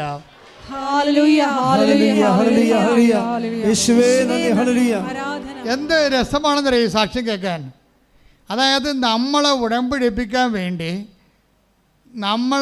നമ്മളെ അറിയിക്കേണ്ട ചില കാര്യങ്ങളെ അറിയിക്കാതെ സംരക്ഷിച്ചുകൊണ്ട് എങ്ങനെ ഭയങ്കര സൂക്ഷ്മ സംരക്ഷണം. മക്കളെ, ഞാൻ പറഞ്ഞു, യു ആർ ഇൻ സർവൈലൻസ്. അതായത് നിങ്ങൾ നിരീക്ഷണത്തിലാണ് അമ്മയുടെ, വേറെ ആരുടെയുമല്ല, അമ്മയുടെ നിരീക്ഷണത്തിലാണ്. നിങ്ങൾക്ക് കടമുണ്ടെന്നും രോഗമാണെന്നും ജോലിയില്ലെന്നും നിങ്ങളുടെ മനസ്സ് തിളച്ചുകൊണ്ടിരിക്കുന്ന മുറിവേറ്റതാണെന്നും എല്ലാം അമ്മയ്ക്കറിയാം. നിങ്ങൾ താങ്ങിപ്പിടിച്ച് ഇവിടെ കൊണ്ടുവന്നിരിക്കുന്നത് നിങ്ങളെ സന്ധിക്കാനാണ്. നിങ്ങൾ കുതറരുത്. കുതറിപ്പോയിട്ട് ചില ആൾക്കാർ ഉടമ്പടി എടുക്കും, എന്നിട്ട് പോയി ഉടമ്പടി ഇല്ലാതെ ജീവിക്കും. അതാണ് പ്രശ്നം. ഉടമ്പടി ഇവിടെ വന്നിങ്ങനെ ഏതാണ്ട് കൊണ്ടുവന്ന് കെട്ടിത്താത്തുന്ന പരിപാടിയാണ് ഉടമ്പടി എന്നാണ് ആരാണ്ട് പരിച്ചാഴികൾ പറഞ്ഞ് തെറ്റിദ്ധരിച്ചിരിക്കുന്നത്. അത് ആ തീ കൊണ്ട് ഈ ചേന വേഗത്തില്ല. പുറത്തിറങ്ങി മര്യാദയ്ക്ക് ഉടമ്പടി പ്രകാരം നമ്മൾ ദൈവസ്നേഹത്തോടു കൂടി സുവിശേഷ വേല ചെയ്യണം, പരിശുദ്ധ പ്രവർത്തനം ചെയ്യണം, രോഗി സന്ദർശനം ചെയ്യണം. അപ്പോൾ ആൽബിന് ഇതിനെല്ലാം തയ്യാറായി. കാര്യം ഉടമ്പടി എനിക്ക് ഷിഫ്റ്റ് ഉണ്ടായിട്ടും ഷിഫ്റ്റ് ഇല്ലാഞ്ഞ കാര്യം അമ്മ എന്നോട് പറയാതെ എന്നെക്കൊണ്ട് ഉടമ്പടി എടുപ്പിച്ചില്ലേ. അപ്പോൾ അമ്മ എൻ്റെ കൂടെ ഉണ്ടെന്നാണ് ആൽബിൻ പിന്നെ ധരിച്ചത്. ആൽബിൻ പുറത്ത് പോയി കഴിഞ്ഞ് ഞാൻ എവിടെയാണ് രോഗികളെ കാണാൻ പോകേണ്ടതെന്ന് അമ്മയോട് ചോദിച്ചു. ഞാൻ എവിടെയാണ് ഈ രോഗികളെ പോയി കണ്ടിട്ട് അവരെ ശുശ്രൂഷിക്കേണ്ടത്? അപ്പോൾ അമ്മ പറഞ്ഞ് നിൻ്റെ നാട്ടിൽ തന്നെ ഉണ്ടെന്ന് പറഞ്ഞു. അപ്പോഴവൻ ആ തിരക്കി പിടിച്ച് ആ രോഗിയുടെ എത്തിയെന്ന്. ആ രോഗികളെ ശുശ്രൂഷിക്കുന്ന ഒരു ആലയമുണ്ട്, അവിടെ ചെന്ന് കുറേ രോഗികളെയൊക്കെ നോക്കുകയും അവർക്ക് വേണ്ടതൊക്കെ വാങ്ങിച്ചു കൊടുക്കുകയും ശുശ്രൂഷയൊക്കെ ചെയ്തപ്പോൾ അവൻ വിചാരിച്ചു, എടാ എൻ്റെ ശമ്പളത്തിൻ്റെ ദശാംശം ഉണ്ടല്ലോ, ഈ മാസത്തെ ശമ്പളം ഞാൻ ഈ സ്ഥാപനത്തിന് കൊടുക്കാം എന്നവൻ ചിന്തിച്ച്. ഈ മാസത്തെ ശമ്പളം ഈ സ്ഥാപനത്തിന് കൊടുക്കാമെന്ന് ആൽബം ചിന്തിച്ചപ്പോൾ പിന്നെ അവൻ ഇടയ്ക്കിടയ്ക്ക് അമ്മയെ കാണാൻ വേണ്ടി മാത്രം വരുമ്പോൾ അമ്മയോട് പറഞ്ഞു, അമ്മേ ഞാൻ ഈ മാസത്തെ ശമ്പളം കൊടുക്കാമെന്ന് പറഞ്ഞിട്ടുണ്ട് ആ ശമ്പളത്തിന്, പക്ഷേ എനിക്ക് അമ്മ പറഞ്ഞു തരണം, ഞാൻ കൊടുക്കണം, ഞാൻ കഷ്ടപ്പെട്ട് പണിയണ കാശാണ്, അത് അവർ പുട്ടടിക്കുമോ എന്ന് ചോദിക്കണം. എന്നുവെച്ചാൽ ആ അവിടുത്തെ ബ്രദർ പുട്ടടിക്കുമോ എന്ന് അത് നേരെ വന്ന് ചോദിച്ചിരിക്കണം. പക്ഷേ അവിടുത്തെ ബ്രദർ ആ രോഗികളെ നോക്കുന്നവൻ്റെ അടുത്താണ് ഞാൻ കാശ് കൊടുക്കാൻ പോണത്. അവരെൻ്റെ കാശ് വാങ്ങിച്ച് അയാൾ സ്വന്തമായിട്ട് കുടുംബത്തിന് വേണ്ടി പുട്ടടിക്കുമോ അമ്മ പറയണം, എന്നാൽ ഞാൻ കൊടുക്കത്തുള്ളൂ എന്ന് പറഞ്ഞു. അവനിങ്ങനെ ആ ഒരു ടൈപ്പാണ്. അപ്പോൾ ഒരു ദിവസം ഇത് അമ്മയോട് ഇങ്ങനെ പറഞ്ഞ് അവൻ ഇറങ്ങുമ്പോൾ പെട്ടെന്നൊരു പഴയ തണുത്ത മുല്ലപ്പൂവും തണുത്ത കാറ്റും മുല്ലപ്പൂവും അടിച്ചുകൊണ്ട് കയറി. അവൻ തിരിഞ്ഞു നോക്കുമ്പോൾ ആ ബ്രദർ അവിടെ നിൽക്കണം. Praise the Lord. അപ്പം തന്നെ ആ കാശെടുത്ത് അങ്ങോട്ട് കൊടുത്ത്. അമ്മയുടെ ഒരു രീതി അതാ. നീ പറഞ്ഞ വിഷമിക്കേണ്ട, അവൻ പുട്ടടിക്കത്തില്ല, അവനെ കൊണ്ട് ഞാൻ ഇവിടെ നിർത്തിയിട്ടുണ്ട്, നീ ഇങ്ങനെയൊക്കെ കോപ്പറായിട്ട് തരാൻ പറയാമെന്ന് എനിക്കറിയാം. അതുകൊണ്ട് എന്ത് രസമാണ് ഇതൊക്കെ കേൾക്കാൻ, നമ്മൾ ഞെട്ടിപ്പോകും. അതായത് നമ്മൾ മാത്രമേ മാതാവിനൊരു മകളുള്ളൂ, ഈ ഭൂമി നമുക്ക് മാത്രമേ പ്രശ്നമുള്ളൂ. നമ്മൾ ദൈവത്തോട് സത്യസന്ധമായിട്ട് ഇടപെടുമ്പോൾ ദൈവം അനുനിമിഷം നമ്മുടെ ഓരോ ചെയ്വനകളും ഓരോ മൂവ്മെൻറ്റ്സും, ഇപ്പം നീ മൂവ് ചെയ്യണത് എനിക്കറിയാവുന്നല്ലേ പറയണത് അല്ലേ? 139 സങ്കീർത്തനം എന്താ പറയണത്? Take the word of God. ശ്രദ്ധിക്കട്ടെ. ഹല്ലേലൂയ ഹല്ലേലൂയ ഹല്ലേലൂയ ഹല്ലേലൂയ. യേശുവേ നന്ദി. ഹല്ലേലൂയ ഹല്ലേലൂയ ഹല്ലേലൂയ ഹല്ലേലൂയ ഹല്ലേലൂയ. യേശുവേ ആരാധന ആരാധന. 139 സങ്കീർത്തനം 2-ാം തിരുവചനം. ഞാൻ ഇരിക്കുന്നതും എഴുന്നേൽക്കുന്നതും അവിടെ നിന്ന് അറിയുന്നു. ഞാൻ ഇരിക്കുന്നതും എഴുന്നേൽക്കുന്നതും അവിടെ നിന്ന് അറിയുന്ന. എന്റെ വിചാരങ്ങൾ അവിടെ നിന്ന് അകലെ നിന്ന് മനസ്സിലാക്കുന്നു. എന്റെ വിചാരങ്ങൾ അവിടെ നിന്ന് അകലെ നിന്ന് മനസ്സിലാക്കുന്നു. എന്റെ നടപ്പും കിടപ്പും അങ്ങ് പരിശോധിച്ചറിയുന്നു. നടപ്പും കിടപ്പും അങ്ങ് പരിശോധിക്കുന്നു. എന്റെ മാർഗങ്ങൾ അങ്ങേക്ക് നന്നായി അറിയാം. എന്റെ മാർഗങ്ങൾ നന്നായി അറിയാം. ഒരു ചിന്ത. Take the word of God. ഒരു വാക്ക് എന്റെ നാവിൽ എത്തുന്നതിന് മുമ്പ് തന്നെ, ഒരു വാക്ക് എന്റെ നാവിൽ എത്തുന്ന മുമ്പ് തന്നെ കർത്താവേ അത് അവിടുന്ന് അറിയുന്നു. കർത്താവേ അങ്ങ് അവിടുന്ന് അറിയുന്നു. അതായത് ഒരു ചിന്ത എൻ്റെ ഉള്ളിൽ വരുന്ന മുമ്പ് തന്നെ നീ എന്താണ് മനസ്സിൽ ഓർക്കണത് അതിനെല്ലാം നിന്നോട് മറുപടി പറഞ്ഞുകൊണ്ടിരിക്കുന്ന, നിൻ്റെ കൂടെ സഞ്ചരിക്കണ ദൈവം. ഉടമ്പടിയിലല്ലാതെ ഇത്രയും കൃത്യമായിട്ട് ഞാൻ ആരിലും ഇന്ന് വരെ എൻ്റെ വ്യക്തിപരമായ അനുഭവത്തിൽ ദൈവത്തെ അനുഭവിച്ച് ഞാൻ കണ്ടിട്ടില്ല. അത്രക്ക് ഭയങ്കരമായ രീതിയിലാണ് ദൈവം സത്യസന്ധമായ ഉടമ്പടി ജീവിതക്കാരോട് ദൈവം ഇൻട്രാക്ട് ചെയ്യുന്ന രീതികൾ. അതിനുശേഷം അവന് പരീക്ഷ 19-3-22 പരീക്ഷ എഴുതി വെച്ചാണ് ഉടമ്പടി എടുക്കുന്നത്. 22 പരീക്ഷയുടെ അവസ്ഥ ഭയങ്കരമാണ്. 22 പരീക്ഷ സെൻട്രൽ ഗവൺമെൻറ് പരീക്ഷ എഴുതിയിട്ടാണ് വന്ന് ഉടമ്പടി എടുക്കുന്നത്. പരീക്ഷയ്ക്ക് പൊട്ടി. പരീക്ഷയ്ക്ക് പൊട്ടിയിട്ടില്ല, റിസൾട്ട് വന്നിട്ടില്ല. പക്ഷേ എഴുതിയപ്പോൾ തന്നെ മനസ്സിലായി ഇതിൽ നിന്നൊന്നും കിട്ടാൻ പോണില്ല. പക്ഷേ ഞാൻ തോറ്റാലും കുഴപ്പമില്ല, ഞാൻ ജയിച്ചിരിക്കണ. കാര്യം എന്താണ്? അമ്മ എൻ്റെ കൂടെ സഞ്ചരിക്കണമെന്ന്. അതാണ് പ്രശ്നം.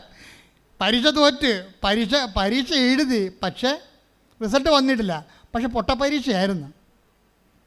പൊട്ടപ്പരീക്ഷയായിരുന്നു, റിസൾട്ട് വന്നിട്ടില്ല. പക്ഷെ തോറ്റാലും എനിക്കത് ഫീലില്ല. എന്താ കാര്യം? അമ്മയെ ഞാൻ അറിഞ്ഞല്ല, കണ്ടല്ല, എൻ്റെ കൂടെ അമ്മ സന്തോഷം എൻ്റെ കൂടെ സഞ്ചരിക്കുന്നുണ്ടല്ല. ആധ്യാത്മികമായ ആന്തരിക അഭിഷേകത്തിലെ തകർച്ചകളെ അതിജീവിച്ചുകൊണ്ട് ഇവൻ അങ്ങനെ പോവുകയാണ്. എന്നിട്ട് വരാൻ പോണ തകർച്ചയെ പോലും അവൻ മുൻകൂട്ടി അതിജീവിച്ചുകൊണ്ടുള്ള ഒരു ആത്മശക്തി ഇവന് ലഭിച്ചിരിക്കുകയാണ്. ഇതാണ് ആത്മശക്തി എന്ന് പറയുന്നത്. അതായത് തോറ്റാനിക്ക് പ്രശ്നമില്ലെന്നൊക്കെ പറഞ്ഞ ആ ഒരു വകുപ്പിലാണ്. എന്തൊരു അനുഭവമാണെന്ന് ചോദിക്കുക നിങ്ങൾ. എന്നിട്ട് പക്ഷെ അങ്ങനെയല്ല. അമ്മ എന്തു ചെയ്യും? അമ്മ ഇവനോട് പറയും, ഇനി നീ വാങ്ങിച്ച ഒരു കെട്ട് പത്രം വാങ്ങിച്ച് പരീക്ഷ പ്രവർത്തനം ചെയ്യാൻ ഇവന് പ്രയാസം ഉണ്ടായിരുന്നു. അവൻ ഇപ്പോൾ 5 കെട്ട് പത്രം മേടിച്ച് പരീക്ഷ പ്രവർത്തനം ചെയ്തിട്ട് 10 പത്രം വീട്ടിൽ ഇരിപ്പുണ്ട്. അപ്പോൾ അമ്മ പറയും, റിസൾട്ട് വരാനായി, പത്രം 10 വീട്ടിൽ ഇരിപ്പുണ്ടെന്ന് പറയും. എന്ത് രസമായി സാക്ഷ്യം കേൾക്കാന്ന് പറയാ. മറ്റേ നീ തോക്കുമെന്ന് പറഞ്ഞ പരീക്ഷയില്ലേ, അതിന് റിസൾട്ട് അടുത്ത ദിവസം വരും. പക്ഷേ നിൻ്റെ പരീക്ഷ പ്രവർത്തനത്തിന് 10 പത്രം എക്സ്ട്രാ വീട്ടിൽ ഇരിപ്പുണ്ടെന്ന് പറയും. ഉടനെ ഇവൻ പരവേശം എടുത്തിട്ട് ആ 10 പത്രം കൊണ്ടുപോയി എല്ലാവർക്കും കൊടുക്കണമല്ല. ഇവൻ പത്രമായിട്ട് പുറത്തിറങ്ങുമ്പോഴുണ്ട് ഈ പരന്താർക്കണ പോലെ വന്ന ആൾക്കാർ പത്രം മേടിച്ചുകൊണ്ട് പോകും. അപ്പോൾ ഇതൊരു പുതിയ കാലമാണ്. ഒരു പത്രം കൊടുക്കാൻ ഞാൻ എന്തുമാത്രം കഷ്ടപ്പെട്ടു. ഇന്ന് പത്രം എന്ന് പറയുമ്പോൾ ആൾക്കാർ ആർത്താർത്ത് വന്ന് വാങ്ങിച്ചുകൊണ്ട് പോവുകയാണ്. അത് വല്ലാത്തൊരു അനുഭവമാണ് അവന്. അവന് പത്രം കൊടുത്ത് തീർന്ന് അപ്പോഴുണ്ട് അവൻ്റെ ബർത്ത്ഡേക്ക് അമ്മയോട് പറഞ്ഞു, അമ്മ ബർത്ത്ഡേയാണ് വരണത് കേട്ടാന്ന് പറഞ്ഞു. അപ്പോൾ അത് തിരിച്ച് പറയാം, പത്രം കൊടുത്തേ എൻ്റെ ബർത്ത്ഡേ വരുന്നുണ്ടെന്ന് പറയും. അപ്പോൾ ബർത്ത്ഡേ അന്ന് തന്നെ റിസൾട്ട് വന്ന് അവൻ പാസ്സായി. ഞാൻ പറഞ്ഞത് ഒരാളെങ്കിലും സഞ്ചരിക്കുന്ന വഴികൾ കണ്ടില്ലേ, പിന്നെ ഉടനെ ടെസ്റ്റിന് വിളിക്കുമ്പോൾ സർട്ടിഫിക്കറ്റ് വെരിഫിക്കേഷൻ ടെസ്റ്റിന് വിളിക്കും. പിന്നെ വേറെ ടെസ്റ്റൊക്കെ ഉണ്ടായിരുന്നു. ആ ടെസ്റ്റിന് മെഡിക്കലും ഓരോ കാര്യപരിപാടിയൊക്കെ ടെസ്റ്റൊക്കെ ഉണ്ടല്ലോ. ആ ടെസ്റ്റിന് അവൻ പറയണത് 1 മണിക്കൂറാണ് എനിക്ക് ടെസ്റ്റിനുള്ളത്. പക്ഷേ എനിക്ക് 1.5 മണിക്കൂർ ഉണ്ടായാലും ചെയ്യാൻ പറ്റത്തില്ല. പക്ഷേ 40 മിനിറ്റ് കൊണ്ട് ഞാനത് ചെയ്ത് മാറ്റി. അതായത് അവിടെയും ടൈം ഷോർട്ടണിങ് വന്നു. അവൻ പറയുന്നത് ടൈം ഷോർട്ടണിങ് അവർ തന്നെ വ്യാഖ്യാനിക്കണം അവരുടെ ജീവിതാനുഭവങ്ങളെ. 1 മണിക്കൂർ കൊണ്ട് 1.5 മണിക്കൂർ കൊണ്ട് എഴുതേണ്ട പരീക്ഷ 1 മണിക്കൂറെ കൊടുത്തിട്ടുള്ളെങ്കിലും 40 മിനിറ്റ് കൊണ്ട് അമ്മ അത് ചിക്കാതെ എഴുതി തീർത്ത് കളഞ്ഞു. അതാണ് അതിൻ്റെ പറയും, ഇതാണ് ടൈം ഷോർട്ടണിങ് എന്ന് അമ്മ എനിക്ക് തന്ന ടൈം ഷോർട്ടണിങ് എന്ന് പറയും. അപ്പോൾ പിന്നീട് അവനെ സർട്ടിഫിക്കറ്റ് വെരിഫിക്കേഷന് വിളിക്കാം. സർട്ടിഫിക്കറ്റ് വെരിഫിക്കേഷന് വേണ്ടി വിളിക്കുന്ന ആൾ ഹൈദരാബാദിൽ നിന്നൊരു ഹിന്ദിക്കാരത്തെ വിളിക്കും. ഇംഗ്ലീഷ് ഹിന്ദിയിൽ സംസാരിക്കും.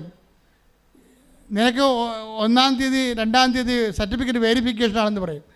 അപ്പോൾ ഉടനെ യെസ് മാഡം ഞാൻ റെഡി എന്നൊക്കെ പറഞ്ഞ് ഞാൻ ഓക്കെ ആണെന്നൊക്കെ പറയും. പക്ഷേ ഇവൻ പറയും, എൻ്റെ സർട്ടിഫിക്കറ്റ് വെരിഫിക്കേഷൻ ഈ ഹിന്ദിക്കാരത്തിനെ വരണമെങ്കിൽ എൻ്റെ കാര്യം കട്ടപ്പോയിരിക്കും. എനിക്ക് ഹിന്ദി അറിയാൻ പറ്റും, മണ്ണം കേട്ട് അറിയാൻ പറ്റില്ല. അമ്മേ എങ്ങനെയെങ്കിലും മലയാളി വെക്കാൻ പറ്റുമോ എന്ന് ചോദിക്കും. ഉടനെ രാത്രി ആകുമ്പോൾ ഒരു മലയാളി വിളിക്കും, ഞാനാണ് നിൻ്റെ സർട്ടിഫിക്കറ്റ് വെരിഫിക്കേഷൻ ചെയ്യണമെന്ന്. ശ്രുതിക്കട്ടെ ഹല്ലേലൂയ. നിങ്ങളെ ഒന്ന് ചിന്തിച്ച് നോക്കിക്കേ, ഇതെന്നാ പരിപാടിയാണ്. അവനെന്താ പറഞ്ഞത്? ഹിന്ദിക്കാരത്തിയോട് ഞാൻ സർട്ടിഫിക്കറ്റ് വെരിഫിക്കേഷൻ ചെയ്താൽ എനിക്ക് ഹിന്ദി അറിയാൻ പാടില്ല, പണി മേടിക്കും ഞാൻ. അതുകൊണ്ട് എനിക്ക് വേണ്ടി അമ്മ ഒരു മലയാളിയെ വെക്കണം.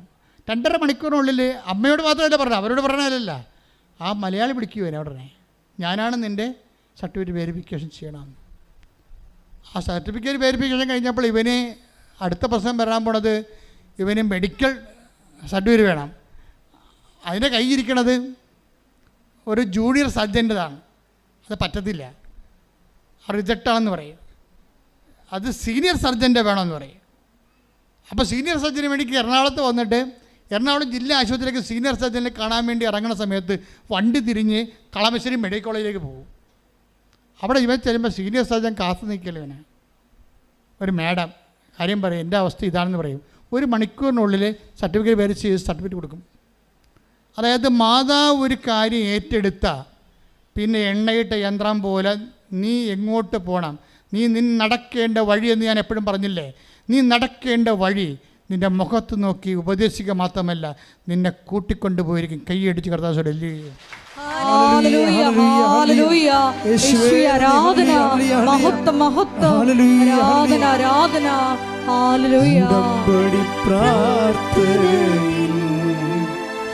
അമ്മ ഉടനടി പരിഹാരമേകും. ഉടമ്പടി പ്രാർത്ഥനയിൽ അമ്മ ഉടനടി പരിഹാരമേകും. അവൻ പറയുന്നത് ചെയ്തിടുവിൻ. ജീവിതം ധന്യമായി തീർന്നിടും. ആൽബിൻ്റെ സാക്ഷ്യം കേട്ടപ്പോൾ ഇന്നലെ പറഞ്ഞ സാക്ഷ്യമാണ്. തകർന്നരിപ്പണമായി തോറ്റ് തുന്നമ്പാടി ഒരു സൈക്കോളജിസ്റ്റിനെ തിരക്കിയ മനുഷ്യൻ, ഒരു മാനസിക ചികിത്സാ വിദഗ്ധനെ തിരക്കിയ ആളെ അമ്മ അവിടുന്ന് പൊക്കിയെടുത്ത് കൊണ്ടുവന്ന് കേന്ദ്ര ഗവൺമെൻറ് ഉദ്യോഗസ്ഥനാക്കുന്ന ഒരു വഴിയില്ലേ, ആ വഴിയാണ് ഉടമ്പടി എന്ന് പറയണത്. എഴുന്നേൽക്കുക, എല്ലാവരും എഴുന്നേൽക്കട്ടെ, ശ്രദ്ധിക്കട്ടെ. ഹല്ലേലൂയ, ഹല്ലേലൂയ, ഹല്ലേലൂയ, ഹല്ലേലൂയ. ആരാധന, ആരാധന. വലിയ വചന വെളിപാടുകൾക്ക് നന്ദി പറയുന്നു. ഹല്ലേലൂയ, ഹല്ലേലൂയ. യേശുവേ ആരാധന. ഹല്ലേലൂയ. എൻ്റെ മക്കളെ, കൈകൾ രണ്ടും വിടർത്തി വെക്കുക. കർത്താവിൻ്റെ വിശുദ്ധ രക്തം കൈകളിലേക്ക് തളിക്കാൻ വേണ്ടി പ്രാർത്ഥിക്കുന്നു. അച്ഛൻ നിങ്ങൾ സ്തുതിച്ചുകൊണ്ടിരിക്കട്ടെ. കർത്താവേ, നിൻ്റെ വിശുദ്ധമായ രക്തം അങ്ങനെ മക്കളുടെ കൈകളിലേക്ക് തളിക്കണമേ. ഓൺലൈനിൽ പ്രാർത്ഥിക്കുന്നവർ, തീർത്ഥാടനത്തിൽ പ്രാർത്ഥിക്കുന്നവരുടെ മേലെ കർത്താവിൻ്റെ രക്തം പടരട്ടെ എന്ന് പ്രാർത്ഥിക്കുന്നു. കൈകളെ വിശുദ്ധീകരിക്കണമേ കർത്താവേ.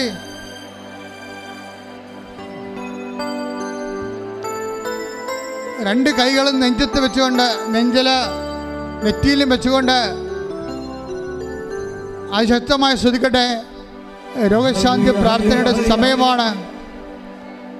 കർത്താവെ, അന്ധന് കാഴ്ച നൽകിയവനെ, കർത്താവെ ചെകിടിന് കേട് നൽകിയവനെ, കർത്താവെ ഊമന് സംഭാഷണ ശക്തി നൽകിയവനെ, കർത്താവെ മഹോദരോഗ്യം സുഖപ്പെടുത്തിയവനെ, കർത്താവെ തലവാരോഗ്യം സുഖപ്പെടുത്തിയവനെ, കർത്താവെ മരിച്ചവനെ ഉയർപ്പിച്ചവനെ, നിന്റെ തിരുനാമം സ്തുതി പറയുന്ന കർത്താവെ, ഉച്ച മുതൽ ഉള്ളങ്കാല് വരെ ഓരോ കോശങ്ങളിലും ഓരോ പെശുകളിലും രക്തഞരമ്പുകളിലും ആന്തരിക അവയവങ്ങളിലും തലച്ചോറിലും തൊണ്ടയിലും ഹൃദയത്തിലും കരളിലും ഉദരത്തിലും കുടലിലും ആന്തരിക അവയവങ്ങളിലും ഗർഭാശയത്തിൽ മൂത്രാശയത്തിൽ ആമാശയത്തിൽ വൃഷണങ്ങളിൽ കർത്താവ് അസ്ഥികളിലെ പേശികളിൽ കർത്താവിൻ്റെ രക്തം പടരട്ടെ. ഉച്ച മുതൽ ഉള്ളങ്കാൽ വരെ കർത്താവിൻ്റെ രക്തം പടരട്ടെ. നടുവിലെ കിഡ്നികള്, കരളുകള്, ഹൃദയം, സ്പോണ്ടിലോസിസ്, ഞരമ്പുകള്, നാടിഞരമ്പുകള്, അസ്ഥികള്, നടുവല്ലുകള്, ഇടുപ്പല്ലുകള്, എല്ലാ ക്യാൻസർ രോഗികള്, കരരോഗികള്, കിഡ്നി രോഗികള്, ത്വക്ക് രോഗികള്, അർസസ് രോഗികള്, അൾസർ രോഗികള്, PCOD രോഗികള്, കർത്താവേ എയ്ഡ്സ് രോഗികള്, യേശുവിൻ്റെ നാമത്തില്, യേശുവിൻ്റെ നാമത്തില് എപ്പിലെപ്സി രോഗികള് കർത്താവിൻ്റെ നാമത്തിൽ സൗഖ്യം പ്രാപിക്കട്ടെ. കർത്താവിൻ്റെ നാമത്തിൽ സൗഖ്യം പ്രാപിക്കട്ടെ. യേശു ക്രിസ്തു ഉന്നതമായ നാമത്തിൽ സഭയുടെ അധികാരത്തിൽ കുരിശിൻ്റെ അടയാളത്തിൽ ദൈവശക്തിയാൽ മാർഗരോഗങ്ങൾ തീരാവേദികൾ യേശുവിൻ്റെ നാമത്തിൽ മാറിപ്പോകട്ടെ. ഹല്ലേലൂയ, ഹല്ലേലൂയ.